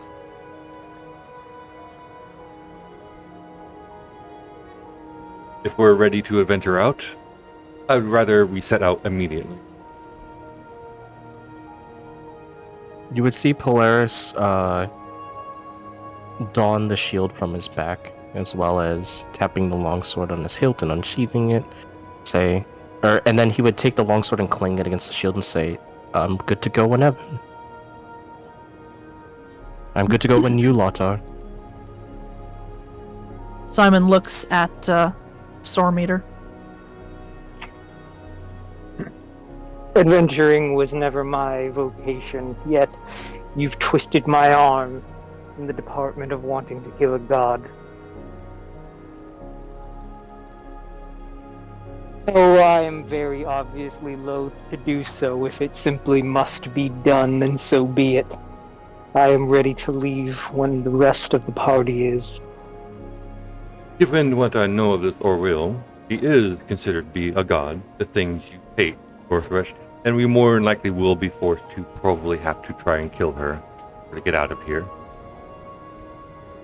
So if you ever wish to see greenery woe again... is us. Hmm? Oh, woe is us. Whatever will we do?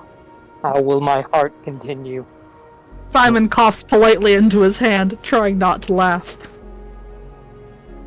This whole time, Gorthex's face has not moved from that just like I'm gonna eat somebody's face glare. My dear Gorthresh, Talon says he pats Gorthresh's arm. Stick to what you do best, which is killing things. Sarcasm is not your strong suit. Oh, I don't know. I think you did quite well.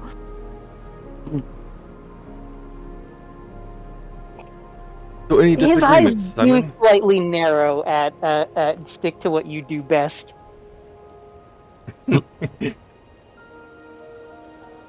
Sorry, you had a question for me? Any disagreements, or shall we make our way out? No, none at all. I follow the will and whimsy of the party. Let us be off. I'm excited for our first adventure together. I need to preload this map yes. for us. Because I had... Oh my god, I spent a lot of time working on this Yes. today. I also want to say that Polaris' shield does not have like the crest of his lord on it. It's just got the generic holy cross on it. Like what you see on the Templar. bless spell. Yeah, so he looks kind of like Templarish a little bit. Alright, I'm gonna bring you guys over here. Holy shit! The map is Okay. gigantic. I'm gonna tell you right now. You're probably gonna use this whole map before this module's over. I feel like I'm playing Super Smash Bros. Subspace Emissary again. How big this map is accurate. There's a lot of shit here. Should we go? But I feel like we have the Shadowhoof or whatever the fuck his name is first. Jesus. But each of the yes. towns are only like an hour or so, a couple of hours from each other, technically. I mean, we can fast travel. Goodness. As the party like starts to begin traveling a little bit, Polaris will walk over. Storm Sorry, real you cut quick, out. And did it cut out? Yeah. A little. As the party's starting to travel, Polaris will go to the side of Storm Eater, and he'll start speaking to him in Draconic specific. And he will say, so you must have noticed, huh? You must have noticed, my badge, huh? I've noticed many things, so they are of so- little consequence. So you are familiar with the Platinum Dragon after all. To some degree. Then you should know that you're in safe hands with me. I have yet to meet a holy man whose hands are safe to rest fate in. Well, then let me be the first to prove that wrong, or disprove that then. And, Tatsuo has been telling me a lot about you. I just wanted to personally thank you for keeping an eye on him for me. He is. Well, okay. There's definitely a long silence between between what Polaris says and when Gorthresh replies. The whole time, Gorthresh's knuckles tense at his side and his lips very, very tight until they. And in fact, he has his breath held for a little bit until he lets it out in a deep, rumbling sigh. Yes, Tatsuo is a gentle soul. It would have been a shame for anything to have befallen him. I can assure you, he is a good kid. Unfortunately, the curse that befell him was not something he ever deserved. We've been working countlessly for months to try and find a way to procure it. But it seems that whatever curse is rooted to him runs deep in his veins. It's not an easy curse to remove. I imagine not. Yet I hope the solution rears its head soon enough.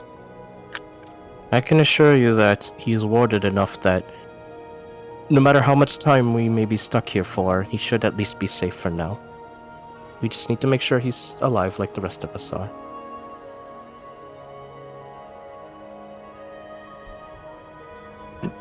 And I believe that's all he'd probably say for now. Alright. So, Simon, this is taking place as we're like leaving Caer Konig, right? Correct.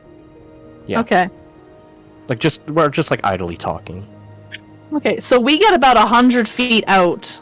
Like, Simon is trying to get far enough out that, like, we're not going to be seen easily from the town.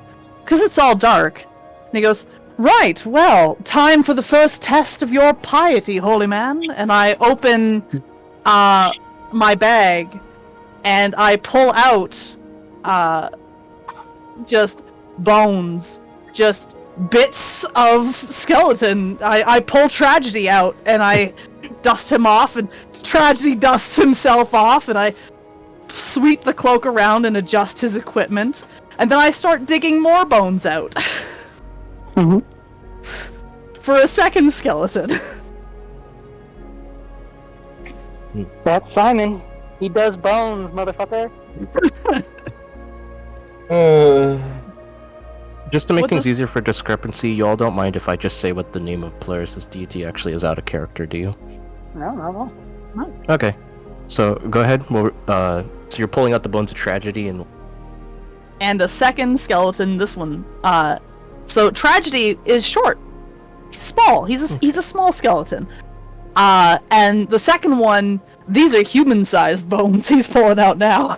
But these ones are not animated. Just Tragedy is. DM, would you want Polaris to do a medicine check to study the bones of the small creature? He wants to make sure it's not a kobold. You don't even have to make a check. You don't Okay. see any tails or horns on this small skeleton. Okay. At least it's not one of our kin.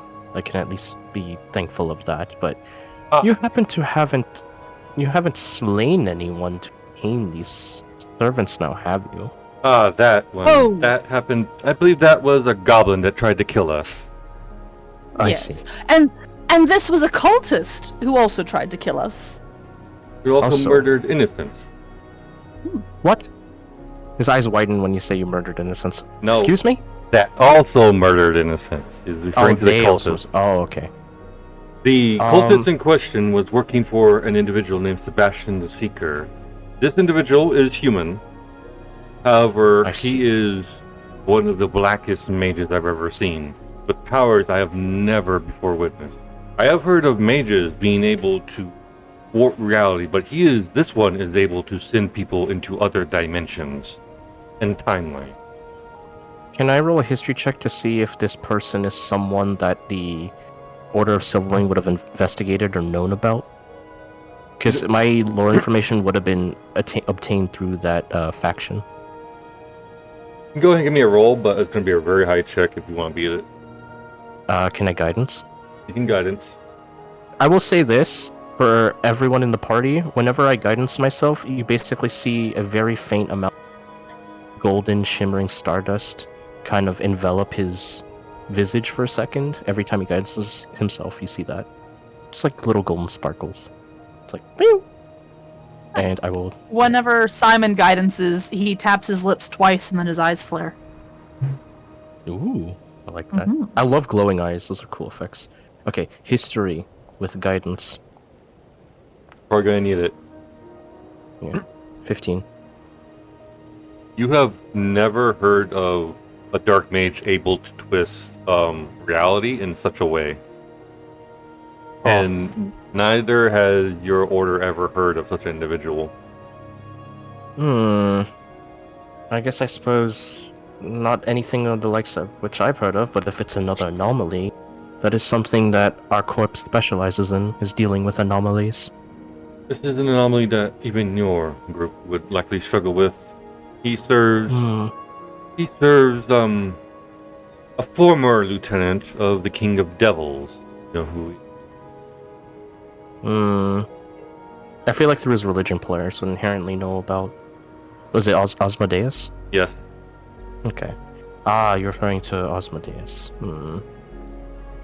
Yeah, that seems like quite the hurdle we'd have to overcome. I think we could do it though. The There's last a bit of an time, optimistic... last time we did optimistic battle. tone. Sorry, go ahead. I thought you were done.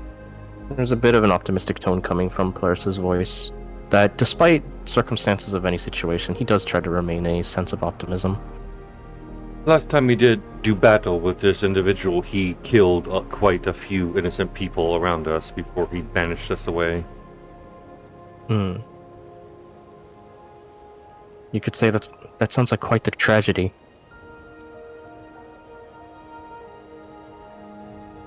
You see Talon blink his eyes a few times, and he just turns away. Yes, he said that intentionally, by the way. He says, I think I grew dumber from that pun. And he walks away. No, because here's the thing. Tatsuo does not know about comedy or tragedy, but I asked her to know about comedy and tragedy, so I made the joke as a meta joke. Yeah, but He also So Talon also so knows Polaris- that the names of the so skeletons. Polaris would look kind of confused when Polaris look kind of confused at the reaction when he says that. It's like, did I say something wrong? What happened? Talon points at the two skeletons. That's what their names are. He continues walking away. He stands there for a few seconds, dumbfounded, and he's like, "Oh." Alright. Clever. Talon's Also, gonna... one more thing. As before they resume traveling, he goes over to says, "I guess I'm much of a holy man as you are necromancer, huh?" He says a little cheeky, like not hostile, just cheeky. Simon goes, I have had exactly 2 conversations with you, one of which we're having right now. That we are indeed. It's okay. I like learning about my companions as much as anyone else does. Mm-hmm. And he plays a single long sustained note on this whistle that looks like a curled up dragon. I believe it's made of crystal. Mm-hmm. And the skeleton of Comedy starts pulling itself together and gets up and starts equipping armor. Polaris would look over, and I'm sure in his work he's probably been familiar with quite often. He's just like, well, if they can provide sustainable support for our journey, then I see no issue with it. And they did seem like you all claimed that they were evil souls and not souls of the innocent, so I have nothing to judge. It truly sets my heart at ease to know that you're okay with this. I would truly have not summoned them if I thought that you might not be. As long as they're not the souls of the innocent, then I am not bothered by this. The only innocents are children. And Simon walks away over to Storm Eater. Wait! Before you turn over, he points over to Tatsuo and he says, like him. No response. Just go into Storm Eater. Flashback. He's to the already biscuits. gone. Flashback to the biscuits. Talon just kind of sighs and he's checking. I'm gonna be having Talon do a survival check because he's going to be the one with the highest survival in this group right now. Yeah, that's fine. I guidance myself. I like how Simon's safe zone is the guy he thinks wants to eat him. Look! He can understand trying to eat people. He knows that urge. It was a metaphor. Oh my goodness. Alright. So Talon, after some looking around, Talon does procure a sled for the party. I'm just going to hand wave it. And we can have the two skeletons pull the sled. Sled can accommodate 2 people. Did we get any sleds? Yeah, Talon got one for us. Oh. And Simon will go, fantastic! Do we have any rope? I think Polaris has some in his inventory. I think we all have rope. I think we all have rope. Yeah, Explorer's Pack. Yeah, I have rope. I got to. Talon has 100 feet of rope. I got 50 feet. Simon will say, fantastic. Do we have, he's gonna look. Did Talon get any dogs or anything? Any horses? Anything to pull the sled? He did not get any animals because he did not know if any of them were going to be able to care for them because he doesn't know how long they're going to be there. Okay, so he's just been pulling the sled along behind them himself. Yeah, he had the rope and he was just dragging it, had the rope over his shoulder, pulling it. Simon goes, because there's nothing perfect. on at the time. Oh yeah. He goes, here, come here, darling. Comedy, tragedy, I have a job for you. And, he will try and take the rope from Talon and hand it to, he's gonna try and make, you know how instead of, just one rope coming out of the sled, he's gonna try and make sure that, both ends are tied to the sled so that, it's a handle? Yep. And, he's gonna try and hand that rope to Comedy and Tragedy and then step onto the sled and sit down and dust himself off. I think the other person that should be on the sled should be Tatsuo. I was fully about to say. agree. Yeah, I was about to say. I think it'd be fun to give Tatsuo a ride down the hill. He puts Tatsuo on the sled. He just like plops on. What? Alright, so the direction we're going, the tracks I've been following, leading towards the northeast. I see. This Comedy, tragedy. Follow Storm Eater while pulling the sled. That is my bonus action to command them. Alright, let me, if I can't... While we're traveling, could I do something a little interesting, DM? Depends on what it is. I've seen a lot of people do this in their campaigns. I'm going to secretly, secretly slow my pace a little bit so I'm like behind the rest of the party. I'm gonna discreetly pull out my holy symbol, and I'm gonna touch it to my chest, and I'm gonna silently say in Draconic, Lord Please remember, there's a winged cat that is just watching constantly. I'm gonna specifically say, my holy lord, is the tiefling in our party a necromancer? But I don't even know how that works. I'm like, Daddy Bahamut, what can you tell me about Simon? Is basically what he's trying to say. You don't really get anything in return, unfortunately. Oh, I guess this plane is... So then, Polaris would at least say, I think this plane seems to be locked off from the gods. I cannot make contact with mine.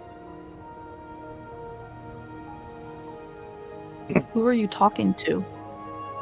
My god. Okay. That's it, it's Just just making my sure. god. Just making sure. Alright, you guys do some traveling, you do some adventuring, move towards northwest slowly. As nightfall creeps, it's going to take 2 days to get from where you are to where this mound is right here. Is where the tracks are leading. In the evening, something interesting occurs. Okay. Give me a second to get things ready. Blackle. This is something I've been preparing for all day. I just need to get some stuff set up. Give me a second to get Hello? prepared. Hello? Hello. Hi, No, Serena. that was an hello because I heard the DM say that they've been preparing for this all day. Oh. I've been waiting for this. Yes. I am almost home though. Oh, Woo!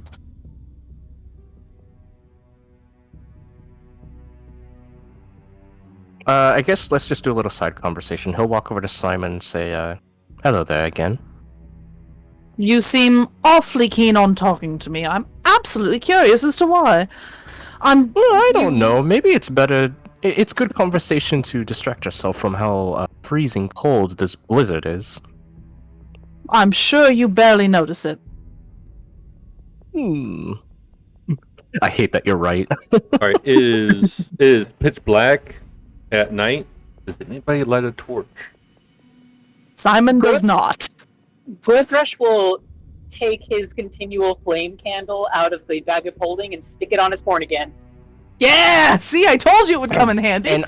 And I'm gonna cast thaumaturgy to make the flame just bright enough to produce a decent amount of heat. It does not produce any heat, actually. Or, well, no, but I can make the flame bigger with thaumaturgy. Alright, I'm Okay, gonna bring yep. you guys over. Don't do any actions yet. Ooh. Alright, Question. Do I have guidance up currently? you are paranoid as fuck. You have guidance on currently. Perfect. I love to hear it. I would you say guys Polaris are- would only prompt guidance reactive, but yeah. As you guys are traveling, you notice something odd up ahead. I'm gonna need everybody to give me a perception check. Can I guidance that? Because this is more like you're just looking really quickly kind of check. It won't give you a chance to actually cast a spell. And now you know why Simon's action constantly, when he's not doing anything, is I guidance myself. I know, but I didn't want. I don't know. I want to play Polaris to how his character is, but he would Yeah. guidance reactively. Depends how quick something is happening. Cool. Per meter. And for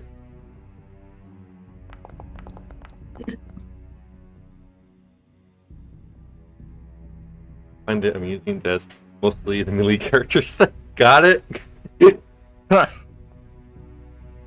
Alright, so as you guys are traveling, I was looking around and Gorthrish is not Gorthrish, but it was Drake Rock says, "Boy, what are those things over there?" And you see him pointing like this way. As you're all looking, cast what? I cast guidance if I can. You're still guided. Now that I'm alert, I'm gonna cast guidance too, because I know you're gonna tell me no if I don't. Once you use it, you have to recast it. It lasts for a minute. No, I know. It hasn't been a minute yet. You're fine. I know, but I'm saying it just in case, because Nitro's gonna be like, no, you can't use it. Well, I'm like, okay, Polaris is alert now. He would be using guidance. Yep. And you It's all good. see like bumps in the snow. There's a bump over here, one over here, and another one over here. What does the party do? Please don't tell me those are dead bodies, Polaris says. Fine, I won't tell you. But also, just question. So you said it was going to be 2 days to travel or 2 hours? 2 days to get to the mound that you saw in the distance. Okay. You're And still in what the day first does this happen on? Okay. This is the first day on the evening.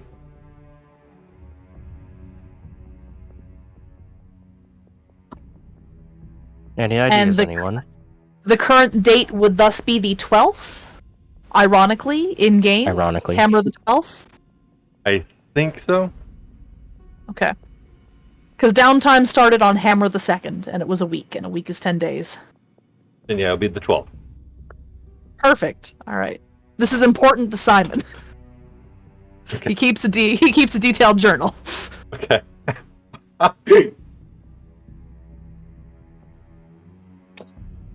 Polaris would say, how about we let the two barbarians here maybe investigate those lumps, just in case. Or we could try to gauge it from a distance. That could be our alternative strategy. But I feel a need to be on guard. I've dealt with potential ambushes before. Gee, I wonder why, and I'm gonna snap my fingers and summon my cat.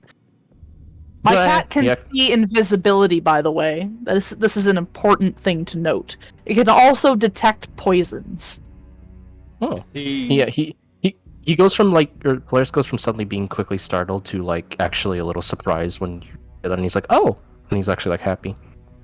You also see Talon cast a spell as he resummons Bird. Herb.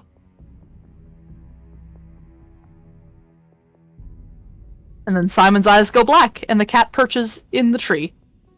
The cat doesn't see any. Nothing is invisible. But the cat does see the lumps more clearly. They do, in fact, look like dead bodies in the snow. Holy shit, I was right. Oh my god. I didn't know. Simon just looks at Polaris, doesn't say anything. Polaris requested not to be told that they were dead bodies, so... God damn it! He will lean and try and murmur this to Storm Eater, though. Are they of Meter? the sort that will react to us, or will they remain in place? 50-50 chance. Yeah. Hold on. How far is, are they within 60 feet? They are within 60 feet. So the one that's over here... Actually... No, Polaris would not be the type to be, violent to a corpse. That would be fucked up for a holy knight to do. So, does this... 30 rock. Does this count count as a creature I can see? It doesn't count as a creature because it's literally a dead body on the ground. Then I will Ray of Frost it. Alright, you ray of frost the dead body. As the frost hits the dead body, it does absolutely nothing. 75% Congratulations. chance that it's just a normal dead body. Congratulations, you've desecrated a corpse. No, I'm not going to say that. Alright, Stormeater's gonna heft his axe and still cautiously approach the nearest corpse. Great I rock will. Can I will- follow? Wait, hold on. Can I follow Stormeater from behind? Can. Simon is watching Polaris specifically for any signs that he's gonna gank Stormeater from behind. Just in Oh case. yeah, that's fine. That's fine. I'm gonna keep about a 10 to 15 meter distance behind the two barbarians. You see Talon issue like a hand to his bird, and his bird takes flight about 30 feet up in the air, and he has it move about here. We're staying up there. Talon himself moves to about here. He's keeping an eye out. Gorthresh, as you begin to walk forwards. Give me a second. I cast Guided. You don't have guidance. Can I say that since Polaris is on guard, I would say he's not under the pretense of being surprised, or does it not work that way? Just being alert is enough to make sure that you guys are aware. I would say as a knight, he at least has enough training to know when to be on guard. So All right, as Gorthresh approaches the dead body, suddenly the body starts to move. Not just that one either. The other two also begin to slowly move. However, as these things rise up, you notice that they're wearing like thick, cold weather clothing, like you guys are. However, from every opening where normally you probably see a body inside, a bright light is emitting out of it. These Oh, I things' don't like that. faces, oh, out of the hoods comes a beam of bright light as these things shamble to their feet. Well, thank God Simon's using his cat's eyes and not his own. As these things get up, Polaris is going to raise his shield and clink his sword against it and say, "Prepare for battle." He says that Welcome. loud enough so that everyone can hear it, even Simon in the back. The glow that they are emitting is actually how bright these sumbitches are. Holy shit. I will look as soon as I'm home. I suppose I can stop sharing my screen then. Yes, I'm so sorry. That's fine. It's all good. And then We love when you Storm anyways. Meter's back, we could initiate the combat. Yay.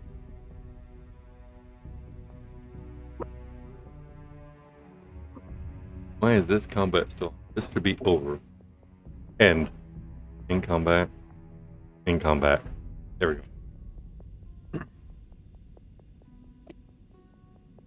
Oh wow, I forgot we're 5th level, so I have access to... Oh, holy shit. Okay. Okay. Yes, you have access to a lot of stuff. Holy shit. Sorry, it's been a while. So I'm going to switch over to music. Combat music.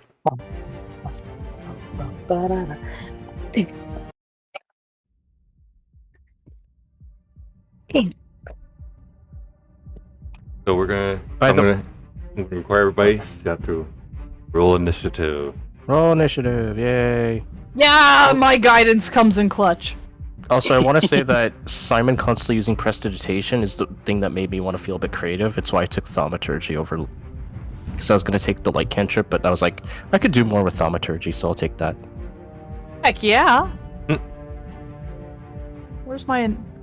Oh no, where's the initiative on this new screen? Initiative... That's good. There it is, found it. So underneath the portrait. Left side. Oh, I see it, initiative, yeah. Oh fuck, I have no bonus to my initiative, because I said fuck dexterity. Classic Oh, okay. mistake. Flat roll. No, I'm fine, I got a flat roll. Can't complain.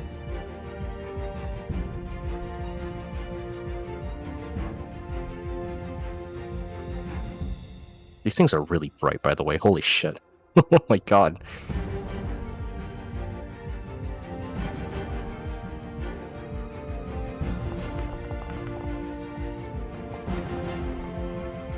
Also, I would say just for flavoring, Polaris would tell Tatsuo and the sled to go hide behind the trees. So he's not in the combat, but we'll just say he's like stealth behind the trees.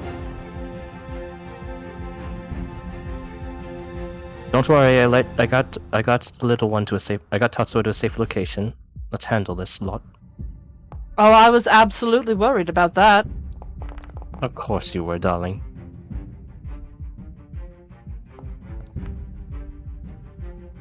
God damn. Net 20? Talon was ready. Yep, Talon was fucking ready. So these things are called cold light walkers.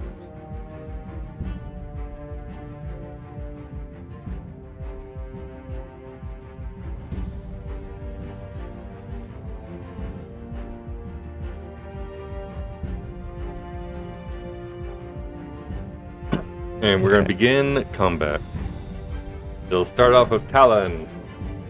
Are you gonna do any background music or no? This music for me doesn't feel like mysterious enough, so I'm going to grab something and I'll post it into the session chat. Sure. So where is it? I know I have it. Where are you? Where? All right, here it is.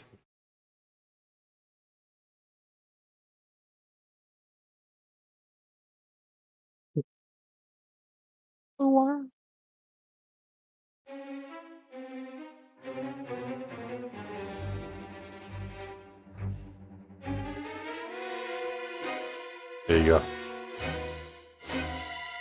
Thank you.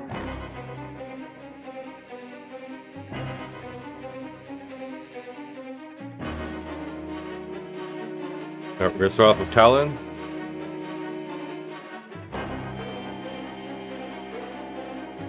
That's the wrong page.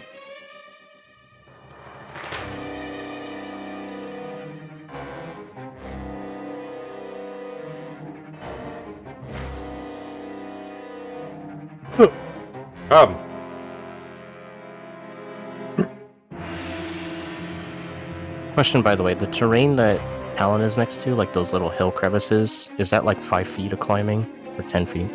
It's 5 feet down into solid ice. Okay, so it would just be like extra, it would be difficult terrain to move over? Yeah, and it's hard for you guys to actually see the ground other than just being blindingly white because of how much light these things are radiating. Okay. So the way that the world looks is exactly what you see. Fuck, this isn't right. Yep, they are. Yeah. Alright. I'm ready to go. Y'all ready? Alright, Talon instructs the bird to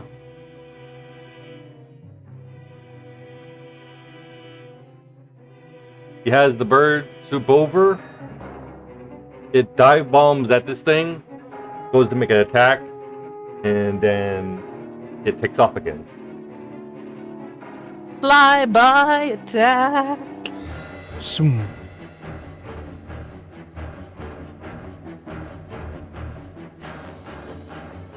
So it's gonna try and rake it with his claws. Goes, ha!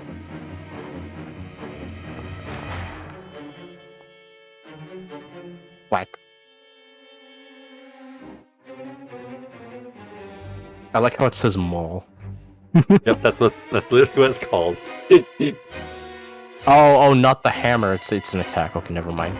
I was thinking about the Like- hammer. I'm like, the bird is holding a giant hammer. Like being mauled by a bear. Yeah, no. It was the verb maul. That'll hit. Bird will damage.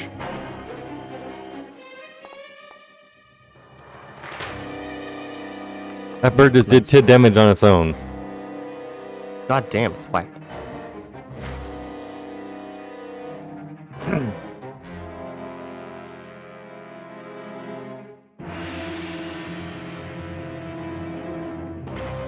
does a decent chunk, and then Talon just has the bird move away. It moves past it, and it moves about here, and it's about, I want to say 15 feet up. For Talon's turn, Talon is going to move. Where he's going to move up to here. And he's going to attack this thing. And when he attacks, you notice that he draws out a pair of scimitars and he just takes 2 quick swings at this thing. And because he has 2 weapon fighting. I love dual wielding.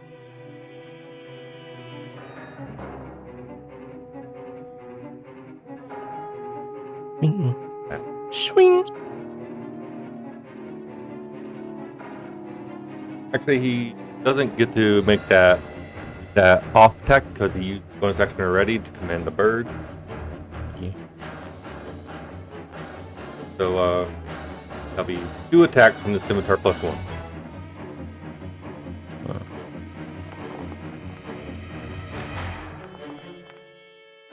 Poke, poke, poke, poke, poke. Those will both hit.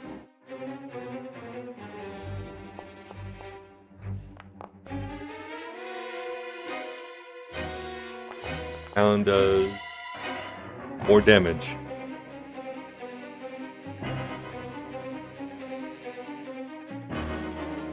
And that'll be Talon's turn, because he can't do anything else. Turn. Alright, this thing's turn.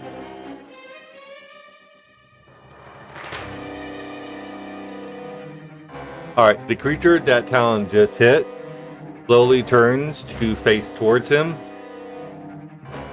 And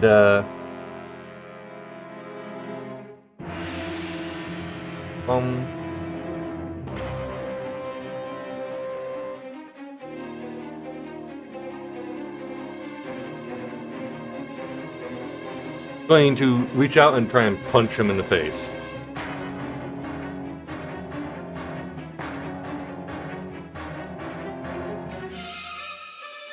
Twice.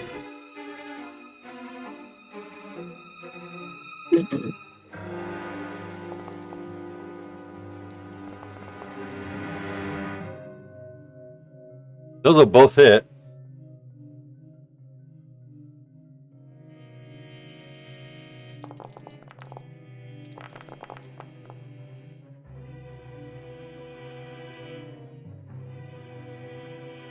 I don't think that damage is accurate. Holy shit. That's a lot of dice. It is.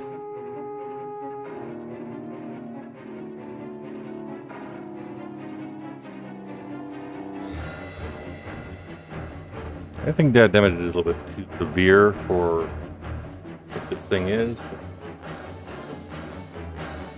Edit things just a smidge.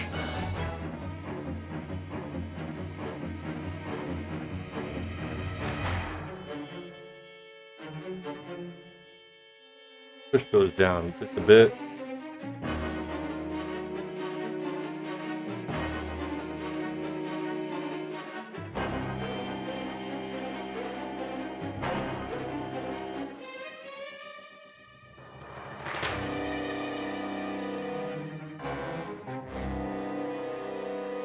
That should be better.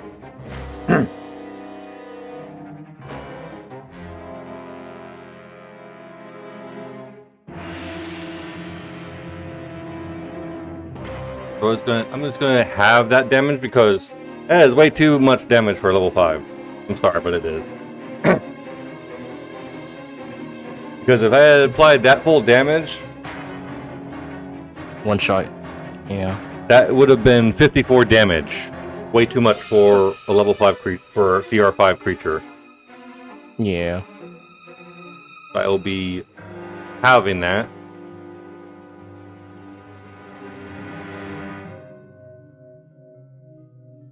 I'll be doing that to both of them. And this thing hits really hard, you notice. Like, you see it hit Talon once, and he reels and uppercuts him, and you just see Talon immediately stagger backwards. And he lets out several cries of pain.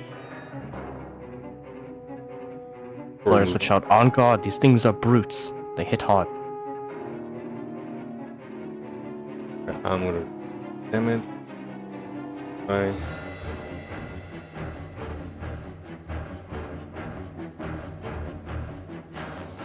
Go.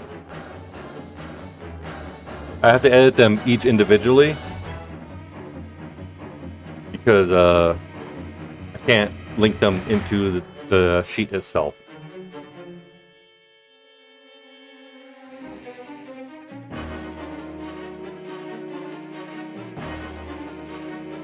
Oh.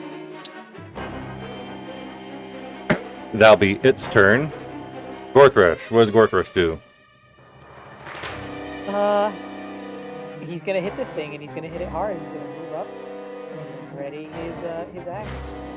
Are you gonna rage? You know what? I will rage.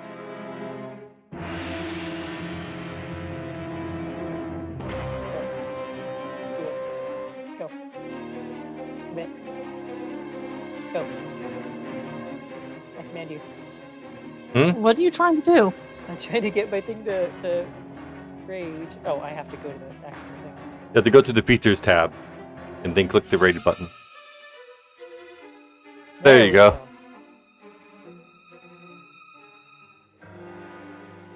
First attack. Go for it.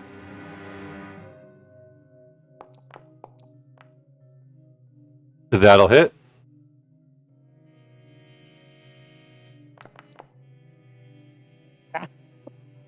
That'll be 9 damage because that also includes The rage. Yep. No, level 5. I'm a level 5 barbarian, so we're gonna do that again.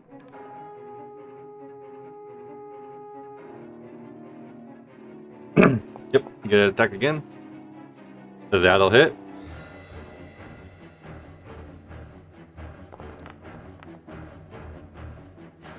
A little better.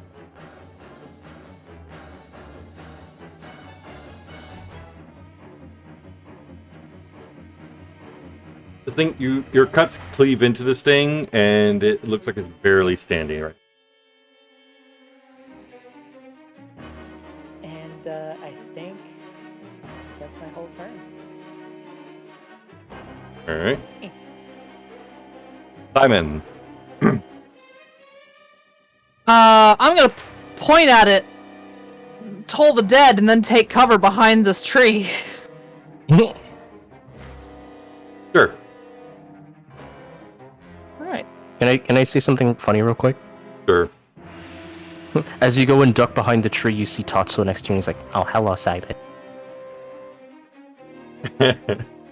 Oh, sorry, I thought you were behind the cart. I'll go behind the sled then. I will go hide behind the sled. Nat 1, so I'll let you roll that damage roll twice. Oh. Simon's like, "Fuck you, Tatsuo. I'm taking this sled cover." I just rolled the Oh. critical hit button. Worked well. And then I drop. I'm gonna go a little further. I'm gonna drop prone. I don't know if these things can throw things. I'm hoping they can't move. Fucking 60 feet and around and still attack. And that's my turn. I'm taking Oh. cover. I am prone. Alright. I guess I'm up then, huh? Yep, it is your turn, No. Polaris. Ba ba ba ba ba. Alright, finally get to defeat some baddies. So, first things first, let me look at my spells. My prepared spells. Okay, I have that.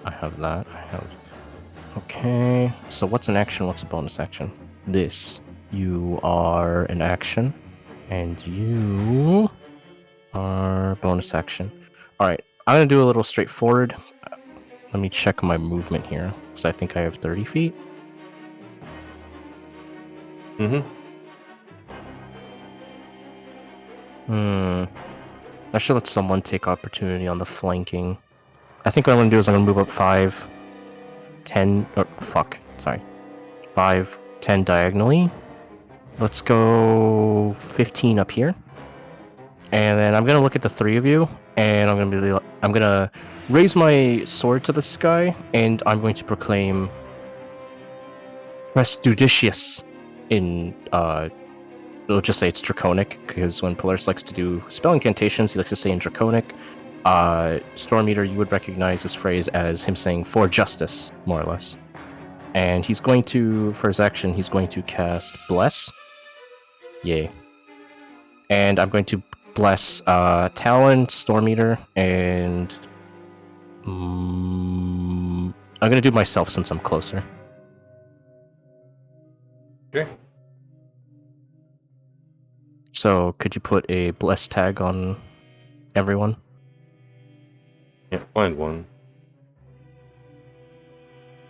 That's flying. There's actually a bless tag. There it is.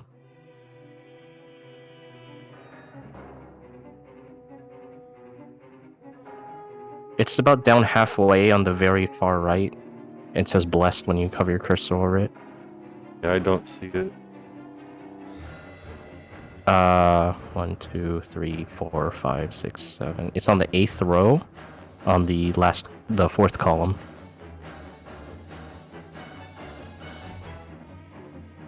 It's got a picture of like a stick figure or like a guy, and he has big wings behind him. Yeah, I see this little you put on, but it is not on it for me. That's weird.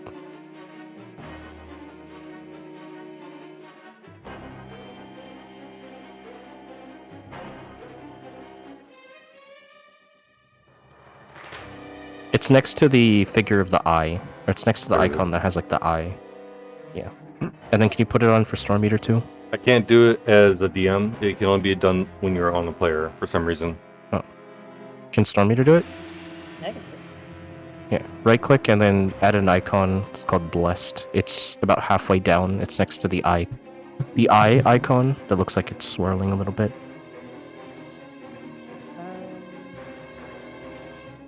It's below the like arrows that look like they're pointing up and down. Give me just a sec.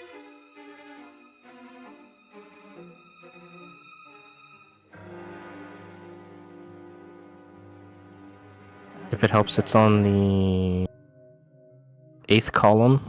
It's on the 8th row of the 4th column.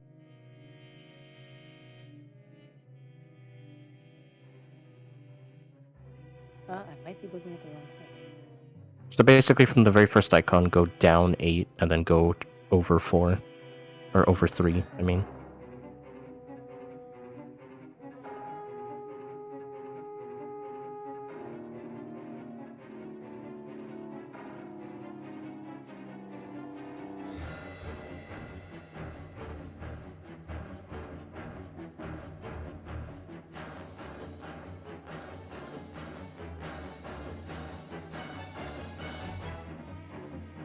Okay.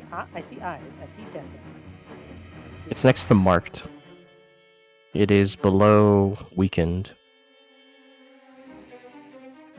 Marked is the icon that looks like an eye, and weakened is the icon that looks like a bunch of arrows or chevrons pointing down. Am I on the right thing? So right-click your token, and then in the top right there is a little eye with an aura around it, and it says assign status effect. Effects. Yeah. Yeah, no. Marked for me is a bullseye, like a reticle, like a target. Oh, that's weird. I guess for now you could just pick whatever. I'll just do the little flag. Yeah, that's fine. That'll be fine. And then for my bonus action, I noticed that Talon took a big hit, so I'm gonna bonus action and gonna healing word him, and I'm going to say, Husgroth. No, just no. I'm gonna say Blargle. Yeah, you know what? I'm gonna say Blargle. That's my healing word. Blargle. Okay. Roll the healing. You get 8 points of healing. Okay, healed for a little bit. Yeah. And let's see. I still have a little bit of movement. I kind of want to stay as close to the group as I can get. So I'm going to move up another 5 feet, so I'm in line with everyone here, and I'll end my turn. Whoa, what is it doing? What is the turn order doing? I clicked end turn, it's like spazzing out. I don't know. I think it's done this before. Yep. In the village. It was It's lagging the game doing that. Oh jeez. because it's a combat module that's causing it. So I will have.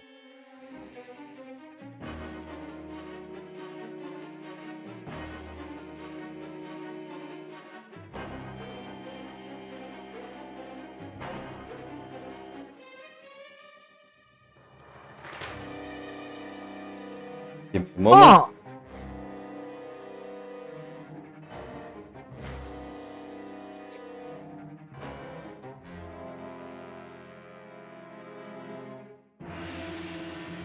I'm reloading the thing. Hopefully it fixes it. Yeah, it's probably easier if we just reload it. Should we refresh? Okay, there we go.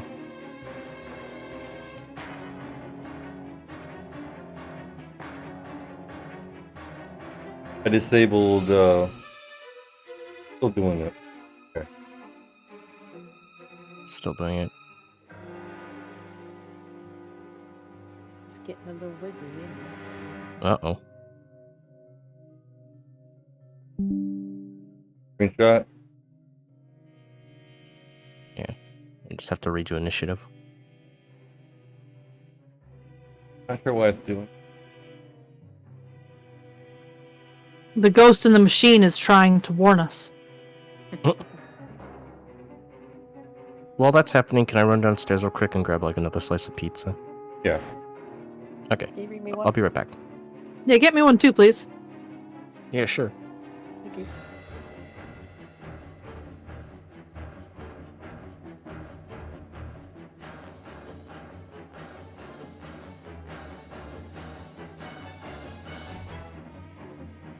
I'm not exactly sure why it was doing that. One of the modules is breaking it, so I need to figure out which one is doing that.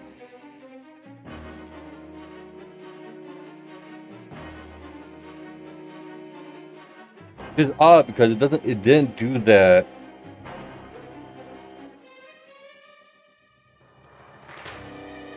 In mine and Aster's campaign.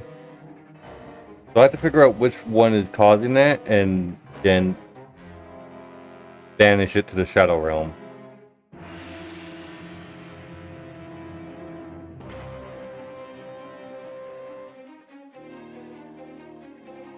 That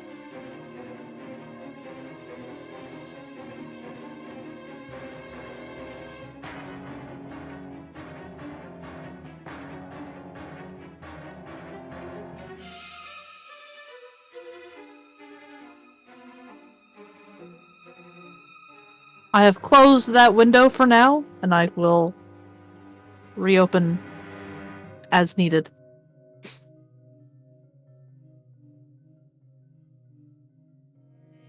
you guys insert. Thankfully, I print screened it before I ended it.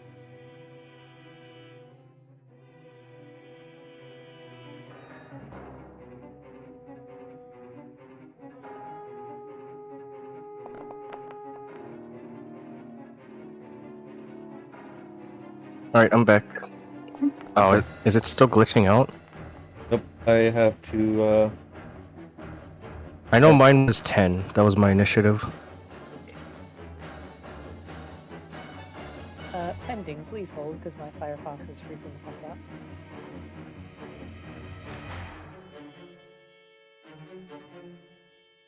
Yeah, I couldn't refresh the page or anything, so I closed out of it. Yeah, I had to completely close out of it, and when I tried reopening just any tab, it was like, hey, hold the fuck up. Firefox doesn't like that. Firefox. Let me know when it's safe to log back in. You should be safe to log back in because I'm now adding you guys back into the turn order. Okay.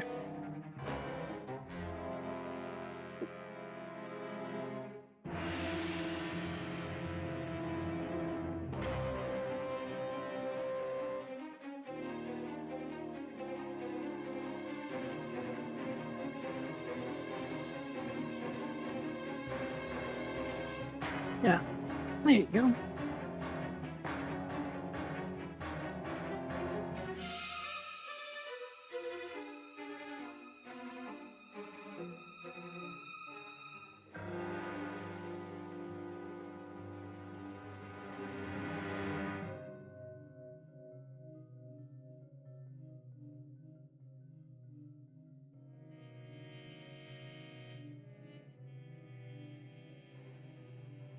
There we go.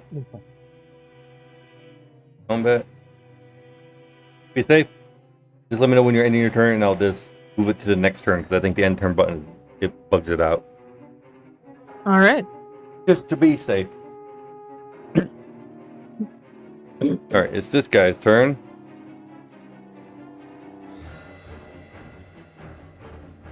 Was going to stumble forwards.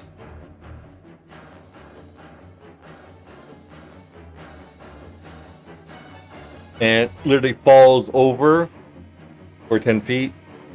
It hits the ground, and he's 5 feet of his move, and it from a jump, it falls down, lands on its feet, and keeps shambling forwards for another 5 feet. 30. That'll be its turn. This one's turn. It does pretty much the same. It does 5 and we'll stop there. It can't see you, Simon, but it points out a hand towards Dorgrid and tries to shoot him with a beam of icy frost. Oh snap! I was right. These things do have a ranged option. Thankfully, it can't see you, Simon.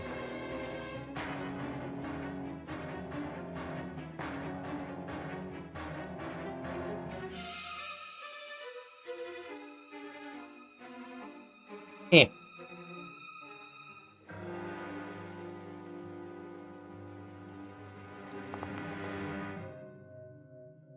It'll miss. Oh. As the beam shoots past him, it strikes into a tree and freezes the tree solid. It attempts to... Which tree? Because my cat's in one of these trees. Oh. Okay. Okay. It attempts to shoot a beam at him again. Attack twice.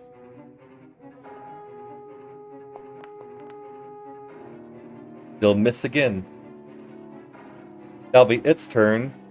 And Dora immediately select the door. Select the door. Okay, there we go.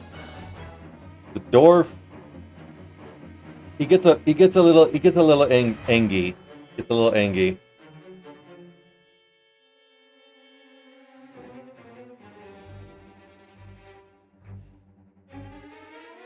Just a little angy. And then he's going to move 5. Then he's going to drop 10 feet down here. And he's going to take a swing at this one with his sword.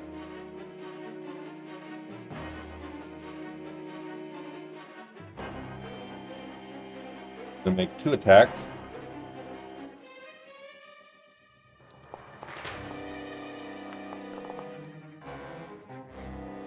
Oh, that's a critical hit. Yeah! And the other one beats it. Because he is using his shield at the moment. Hold on.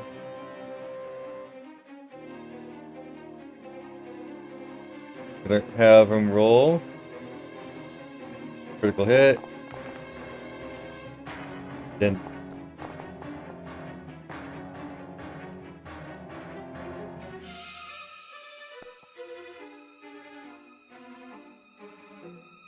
and he'll take full damage from those. A little bit injured, but not too bad. All right, Talon's turn. Talon's immediately going to take a swing at this thing after he moves around to this side so he can flank it. Like, oh my god, that thing hurts so much. And then he's just going to attack it.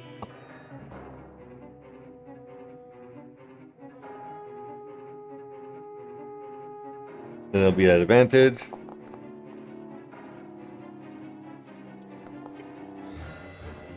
It makes it a pizza.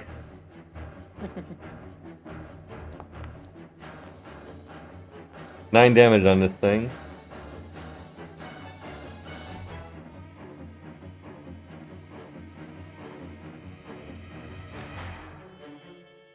Did you make sure to add your bless bonuses? Didn't need it. Okay. It is dead. Well, it's re-dead. These things are like undead, but now it's really dead. When this thing dies, it just crumples to the ground, and the light that it was casting is goes out completely. Well, that's one abomination down. And he is going to put the swords away and takes out his crossbow. He's going to use his bonus action to move the bird. He's going to keep the bird out of harm's way for now. He's going to move it over this way.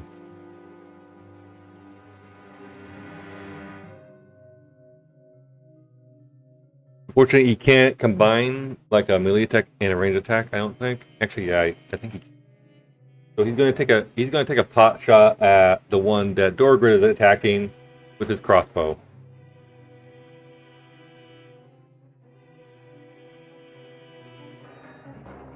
I am not doing that again.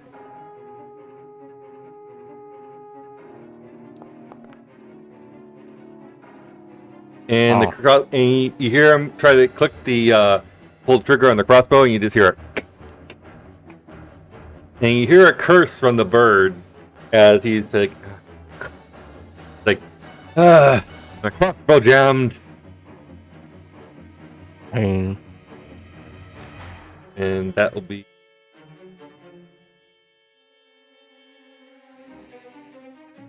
turn.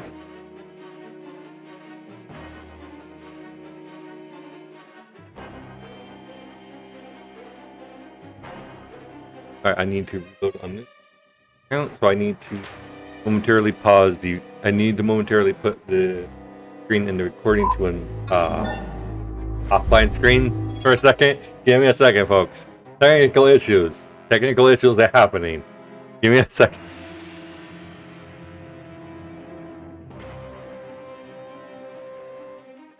Everything's fine. Nothing didn't break randomly mid-session. Totally didn't break mid-session. Everything's fine. That's all good. It's all Do you need good. do you need some guidance? My goodness. God dang it. Alright, it's Gorthrush, it's your turn. Alrighty. Storm Eater is going to turn menacingly towards this guy right fucking here, this chuckle fuck. And you know what? Yeah, we'll spend that movement to get all the way over there. Go ahead and move when able. Get right up on him, and you know what's happening next. Go for it. All right. Where is? Where's Reckless? Where's my Reckless? Oop. And we're just gonna Great Weapon Master. Sure. Make your attacks at advantage. I forgot to do a thing as well. Because rage damage.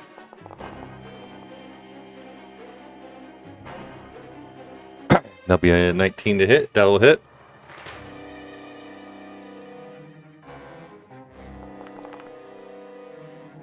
There'll be a 13 to hit. Meets it, beats it. Oh no, that was the damage roll. So 18. That'll be a plus 10, plus 2. You just did about 30 damage. As you cleave into this thing with that heavy hit, these things are very sturdy.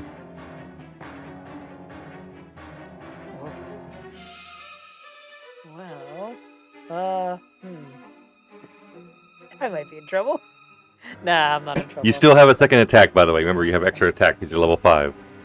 Yeah. So we're gonna manage because it's reckless all the way through, baby. Now, that will hit. Go ahead and roll damage. Plus 10, plus 2. That'll be 32. Still standing. Cool. All right, that's my turn. That's all I got. All right, I hit things. That's what I do. All right, I will. Oh, did you snap it? Oh, that's right. I get my. Thank you for reminding me. It's Are been- how you long has it raging? been? I am raging. Didn't you use your bonus action to reckless attack though? I did. You're right. Is recklessing a bonus? Is it? No, I think it is. Recklessing or Great Weapon Master is bonus. No, neither of them No, are. Reckless just does. Neither of them are. So you may do the zappy. And are you getting your +2 damage for rage, raging? yes. Okay, just making sure. Just making sure. Yeah, thank you, though. I would have forgotten otherwise. I have one gimmick. It's Toll the Dead. So Let's see. Spells. It's not a spell. Features.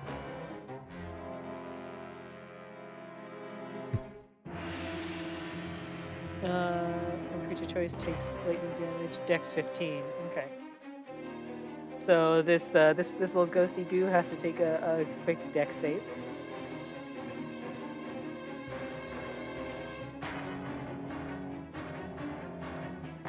Saving against 15. Now, Phil, roll your damage. Ping. Take 2 lightning damage. Still up. Oh, this will be fun. Yeah, Alright. no, that's my turn. All right, Simon. I have one gimmick. It is Toll the Dead. All right, go Oh for my it. god. I'm gonna Toll the Dead that one because it is the most injured, and I'm gonna hope it dies.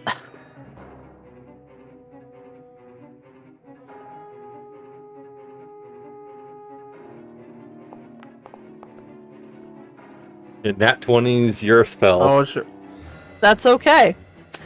I'm going to crawl a little bit and take cover behind a bush. Okay, you're taking cover behind bush. Is that your turn? Yep, I am prone, taking cover. I'm in my lane. I am moisturized. I'm not having a bad day. All right, Polaris. So, question. When I get to about this point, there's the difficult terrain, right? Over there, because you don't see the rocks on the map, you can. That's literally just inclined to move down into the ice. But it counts as difficult terrain, right? So, like, let's say I move 25 feet here, that would count as 30? Or is it just a flat 25? Flat 25 because you can easily move around it. Or can I move 30 feet back here? Either or. Okay. If something is difficult terrain, I will tell you. He's gonna shout over at Storm Meter. He's gonna be like, "You want me to help you over there? Or should I take care of the other lot?"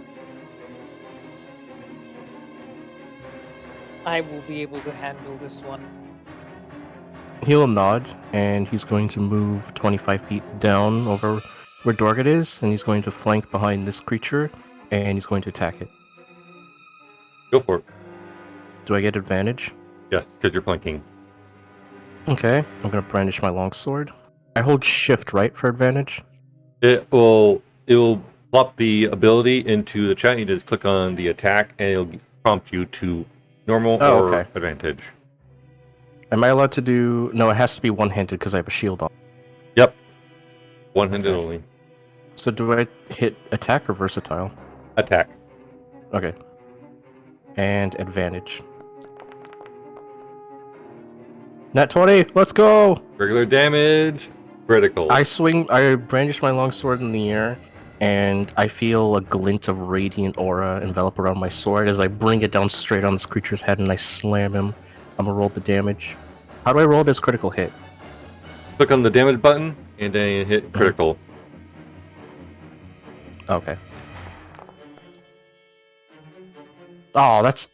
okay, I guess that's not bad. Deal 12 damage to it. It's Okay. still up. I still have my bonus action. Oh shit, I forgot I have Channel Divinity. Yeah!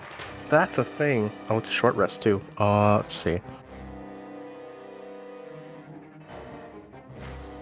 Oh, but that's only if I roll a certain spell. Okay. I need to be careful on my spell slots. Mm-hmm.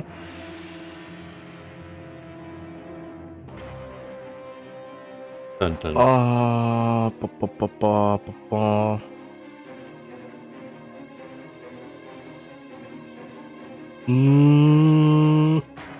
I'm looking. I don't think I'm gonna need that.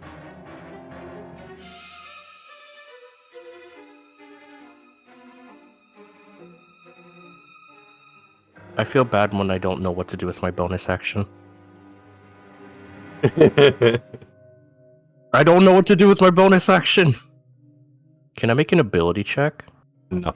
Ability checks are Dang. actions. I like doing it as bonus actions in my campaign.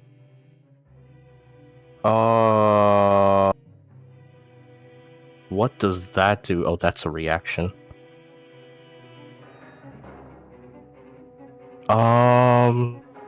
This thing? No, I can't use that. This thing? No. This thing? No. This thing? No. You know what? I'm just gonna end my turn. I can't do anything with my bonus action. That's not fair. Okay. We give up. I need to take a look at something real quick.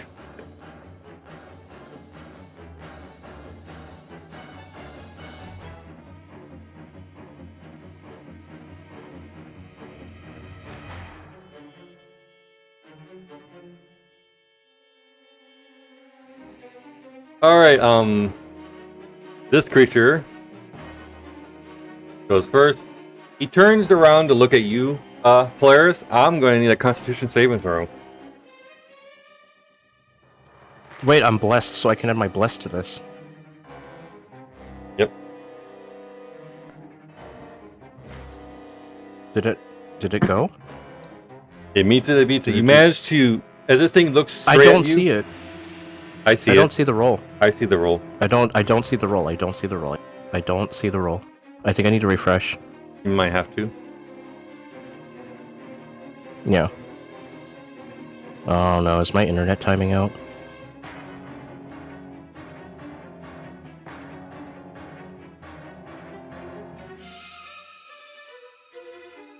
Boundary?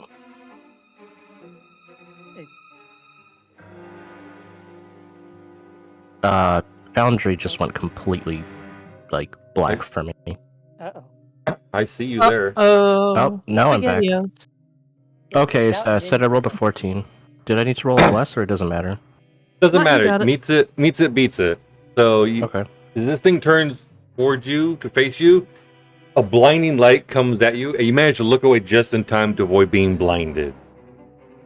Actually, can I do something funnier instead? I'm not gonna look away, I'm just gonna stare it down. You stare it down, And you'll I'm be just not- blinded. Oh. Because that Never mind. is the feature of the ability. It blinds you. Then I'm going to look away from it. Yep. That is what I recommend. That's what I recommend.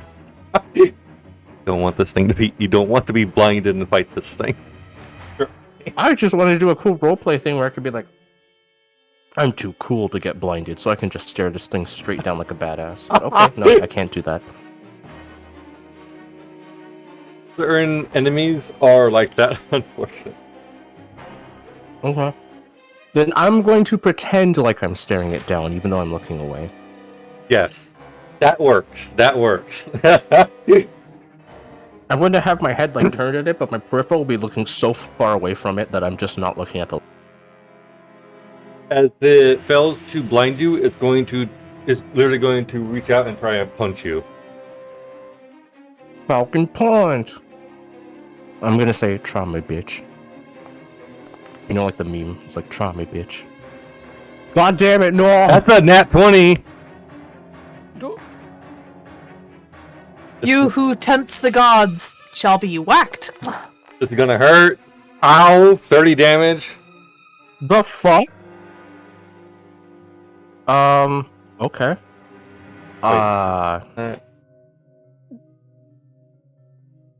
That should not be. Okay. I thought you said you were gonna do half of that formula, because it goes very high. It should be halved, because I literally put it down. Like it literally says 1d8 and 2d6. Yeah, but Right. it's a critical hit, so it doubles the dice. Oh, yeah, that's right. So it hit you. So it did double the dice of damage. Otherwise, that would have been a 60. Oh, god. Yeah, that Well. was a critical hit. So you get blumped, and then it turns. I'm gonna and- use my reaction to cast Wrath of the Storm on it. Go for it. I need it to make a dexterity saving throw.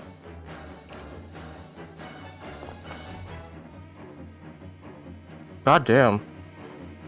Okay, yeah, just get all the nat 20s on your fucking turn, why don't you? That's not a 20. That's a 17. It just made it's only green because it made the saving throw. You can still roll the damage. It'll just Yeah, half. it takes half. Yep, it just takes half. And I'm gonna choose lightning for this. Because Okay. I'm gonna point at it and I'm gonna rebuke it, saying, "Down with you, foul beast." See what we got. Take Oh. 4. I forgot to click damage button, that's fine. It's average. Take 4 damage. Mm-hmm. Gonna take the second swing against your grid.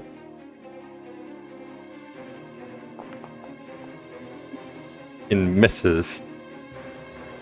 That'll be its turn. Alright, Drake Rock. It's looking at you. Not Drake Rock, Gorthrush. It's looking at you. I need a Constitution saving throw, Gorthrush, please. Alrighty. You should be fine, you're a barbarian.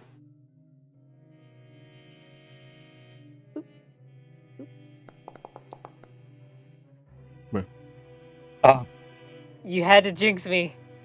That was Oh, wait, you have bless, you have bless, you have bless. Yeah, bless. I do have the bless. Use your bless. Finally, the bless is useful. No! Yeah. Pain. Pain. You have to roll max bless to beat it, sadly. Damn. The thing looks at you, you look at it, you're glaring at it, and you suddenly can't see. And now it's going to, they're gonna take swings at you. I bet it fucking will.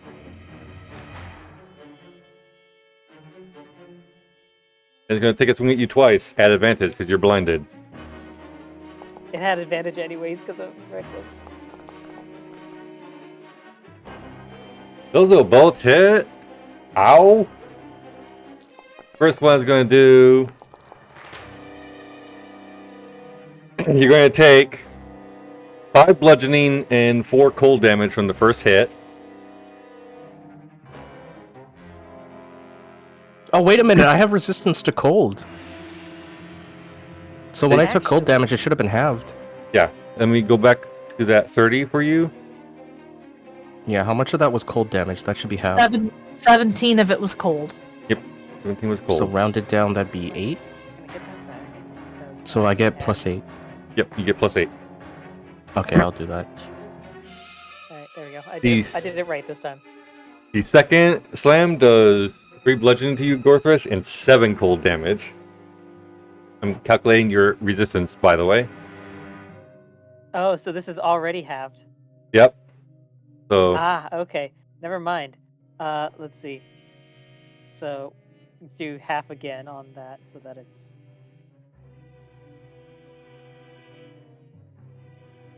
Right?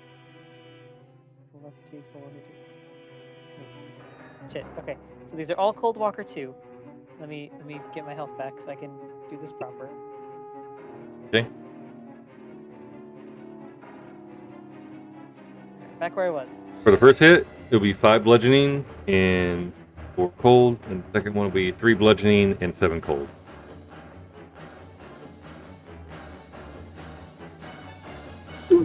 So these things, when they punch you, even though you're resistant, you can feel that there is some strength behind it.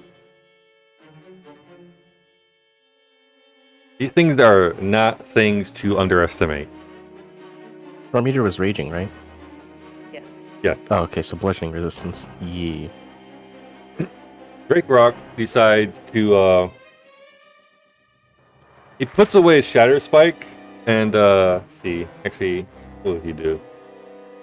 He's gonna keep using Shatter Spike as the magical weapon.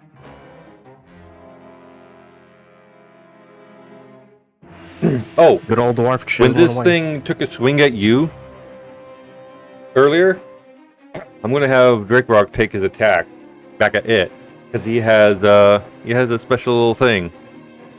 And gets advantage. He does. So this will be 3 attacks against this thing, which he's going to take advantage of.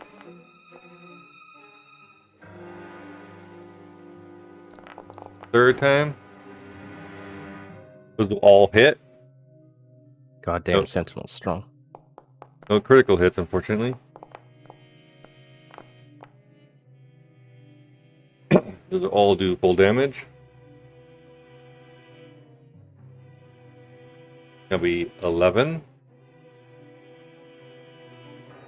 10, and another 11. Damn, Torgid, you went to town on this. Let's go. It is still up. It is now Talon's turn. Talon's going to use his... Talon's going to move 5, 10, 15, 20. He's going to use his bonus action to direct his little bird to attack. It's going to swoop down over here. And it's going to attempt to maul the little... It's going to attempt to maul the bastard. That's what it is. It's a bastard. Oh. Talon doesn't like these things.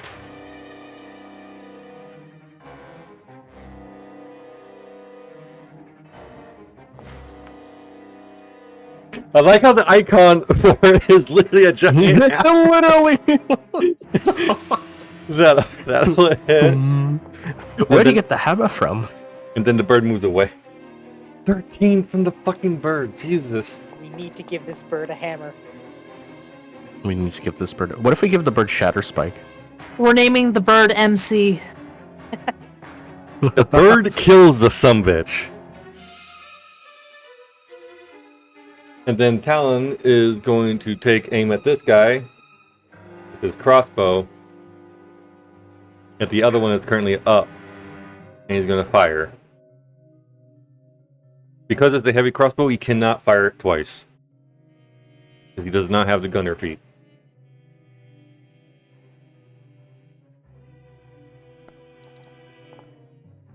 Oh. It jammed again! I rolled a nat 1 on it again. You hear the crossbow jam again, you just hear curse words coming from Talon. That's all he can do. Alright, Gorthresh, you are currently blinded. Well, only one thing for it. We're gonna do another reckless attack to make this a straight roll. Okay.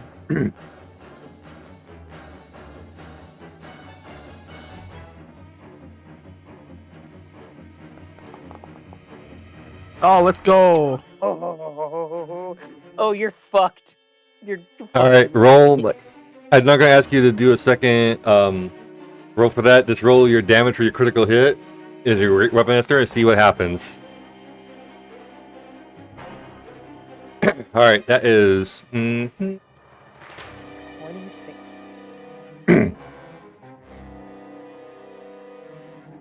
okay. Gorthrich, you're trying to you pull up the axe. You're trying to vision in your head where you think this thing is. You bring the axe down, and you feel it hit. This thing dead. Combat is over. Hell yeah. I should have asked you this beforehand, and I feel bad. Would I have at least, before we left the town, would I have at least exchanged some of my gold for like one potion? Yes. Because I feel like I'd be smart enough to at least have. Could you add one to my inventory? Oh.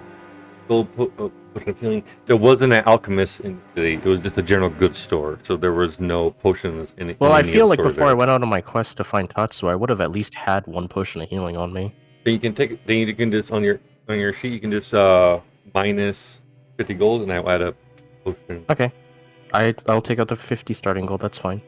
I have subtracted it. I have gone from 174 gold pieces to 124 gold pieces. I will take that potion of healing. There you go. Enjoy. Largle. Okay, thank you. Welcome. As Largle. combat ends, you see Talon just kind of bend over and start panting. Oh, Yeah. I didn't think those things could hit like a truck, but they damn sure did. How's What's a everyone faring? truck? But he does like lean on his axe. Sorry, no, not truck. Like a giant wagon. A giant carriage. Storm Eater, I have the same icons as you now.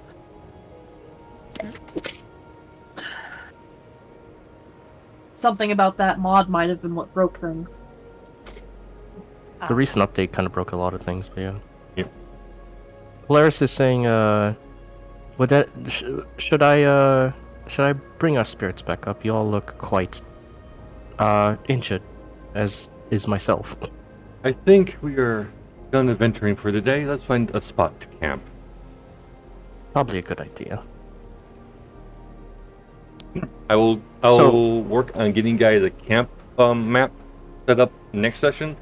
But that Will this be a shorter or long rest? It'll be a long rest because you're ending the day. Before we do the long rest, then can I cast Mass Healing Word on myself, Talon, and Storm Eater? You can, but it won't be needed. But go for it. I just want to do it for fun. Go do it for fun. Because I want to test the spell and I want to see how good it does. All right, go for it. All right. As I raise my shield up to the sky and I say, "In the glory of my God, please bring us restitution." I don't even know if that's the right word. Wait, so is the roll the same for 3 different targets? I believe so. Okay, Yeah, I'm so pretty sure. everyone who's injured and not at full health gets 5 points of healing. Okay. So yeah, it's not too bad for a 3rd level spell. All right, as you guys go to pitch camp, you guys back here. Because we're about to end the session for the night, because it is well past the 3-hour mark. And so what do you guys think about your first encounter in Rime of the Frostmaiden? By the way, I didn't change those NPCs. They came hitting that hard.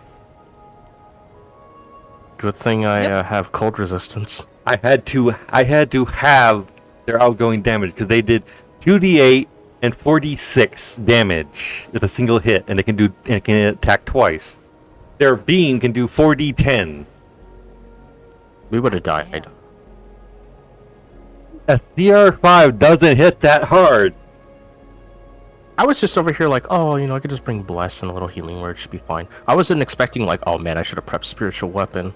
I can see why people consider this one of the hardest modules, because holy crap, they did not design the enemies well in this game, in this module. It feels a little unbalanced, yeah. So I'm going to have to go through and make sure everything is properly balanced for when you guys resume again later.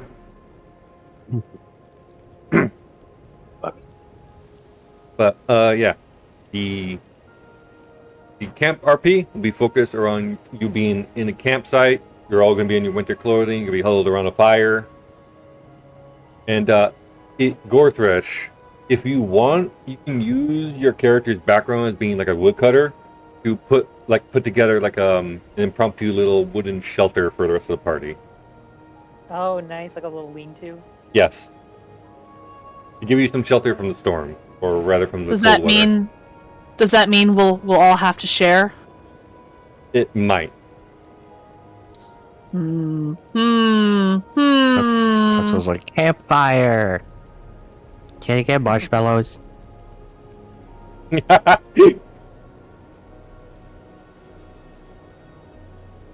what's pressure. Also, because he's back, I'm going to do this real quick. Give me a second.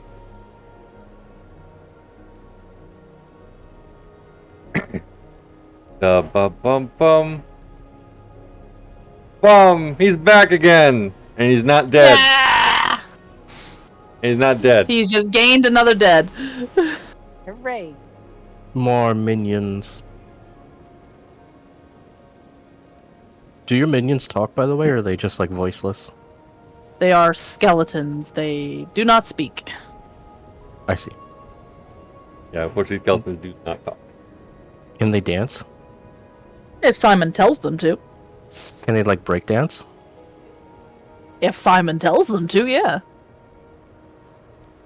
I guess that'll be a conversation for next time. We'll be like, so what exactly can you make of those skeletons do? What extent?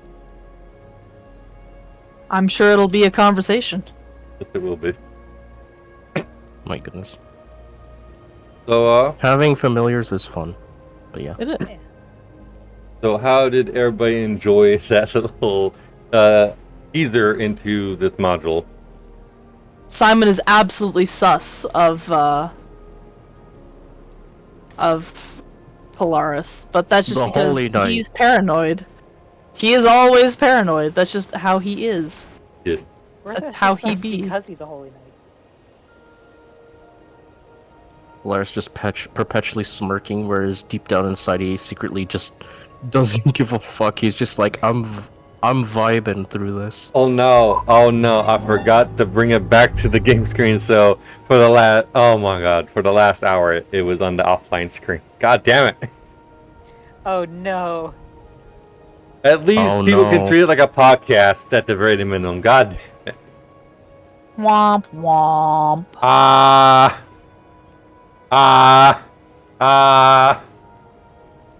Oh well. That was 3 hours and 17 minutes, by the way. Yup. So 3 hours, 17-minute long session, which is pretty much a good time, especially considering today I almost burned myself out just setting up encounters for today. Oh my god. That one was predetermined because I wanted you guys to encounter those things first because those things were cool. I thought those types of undead were cool as shit. I'll allow you guys to examine their bodies early. We come back in about 2 weeks. And our next session will be on the 26th. Okay. Does anybody have any closing words before I hit the stop recording button? I already know what you're gonna say. I know what Stormy is gonna say. I know what Stormy's gonna say. I want to hear what everybody else is gonna say first, though. I have been playing Pal World this whole time. Holy man, go wee. Let me go. Okay, and Stormy, all right, let's hear it. Fuck Wizards of the Coast. For those who don't know, Jim Beck really hates Wizards of the Coast. Granted, I hate most corporations.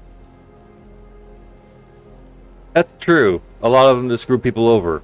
There's actually only a few of them that don't. And it's mostly game developers that don't want to screw over their fan bases. Most of the time, there are a few of them that are incredibly stupid, but most of them actually can. Most of the time, there's a lot of them that are really fucking stupid and lay off a shit ton of employees to try and buff their profit margins and raise their bottom line. Yep, those ones can go die in hell. But there are a few of them that aren't like that, and those are the ones that actually care about their player base, and those are the ones we have to always like help out whenever they need it. Anyway, Indie devs, baby. very much so. AAA game studios tend to be not good most part, except for Devolver Digital. They have been mostly a gamer company. They understand players better than players do. That being said, we will be back in 2 weeks. That's it. Sorry guys for not having you be able to see the end of that combat. That really sucked because I completely forgot about that. Anyway, that's gonna be it.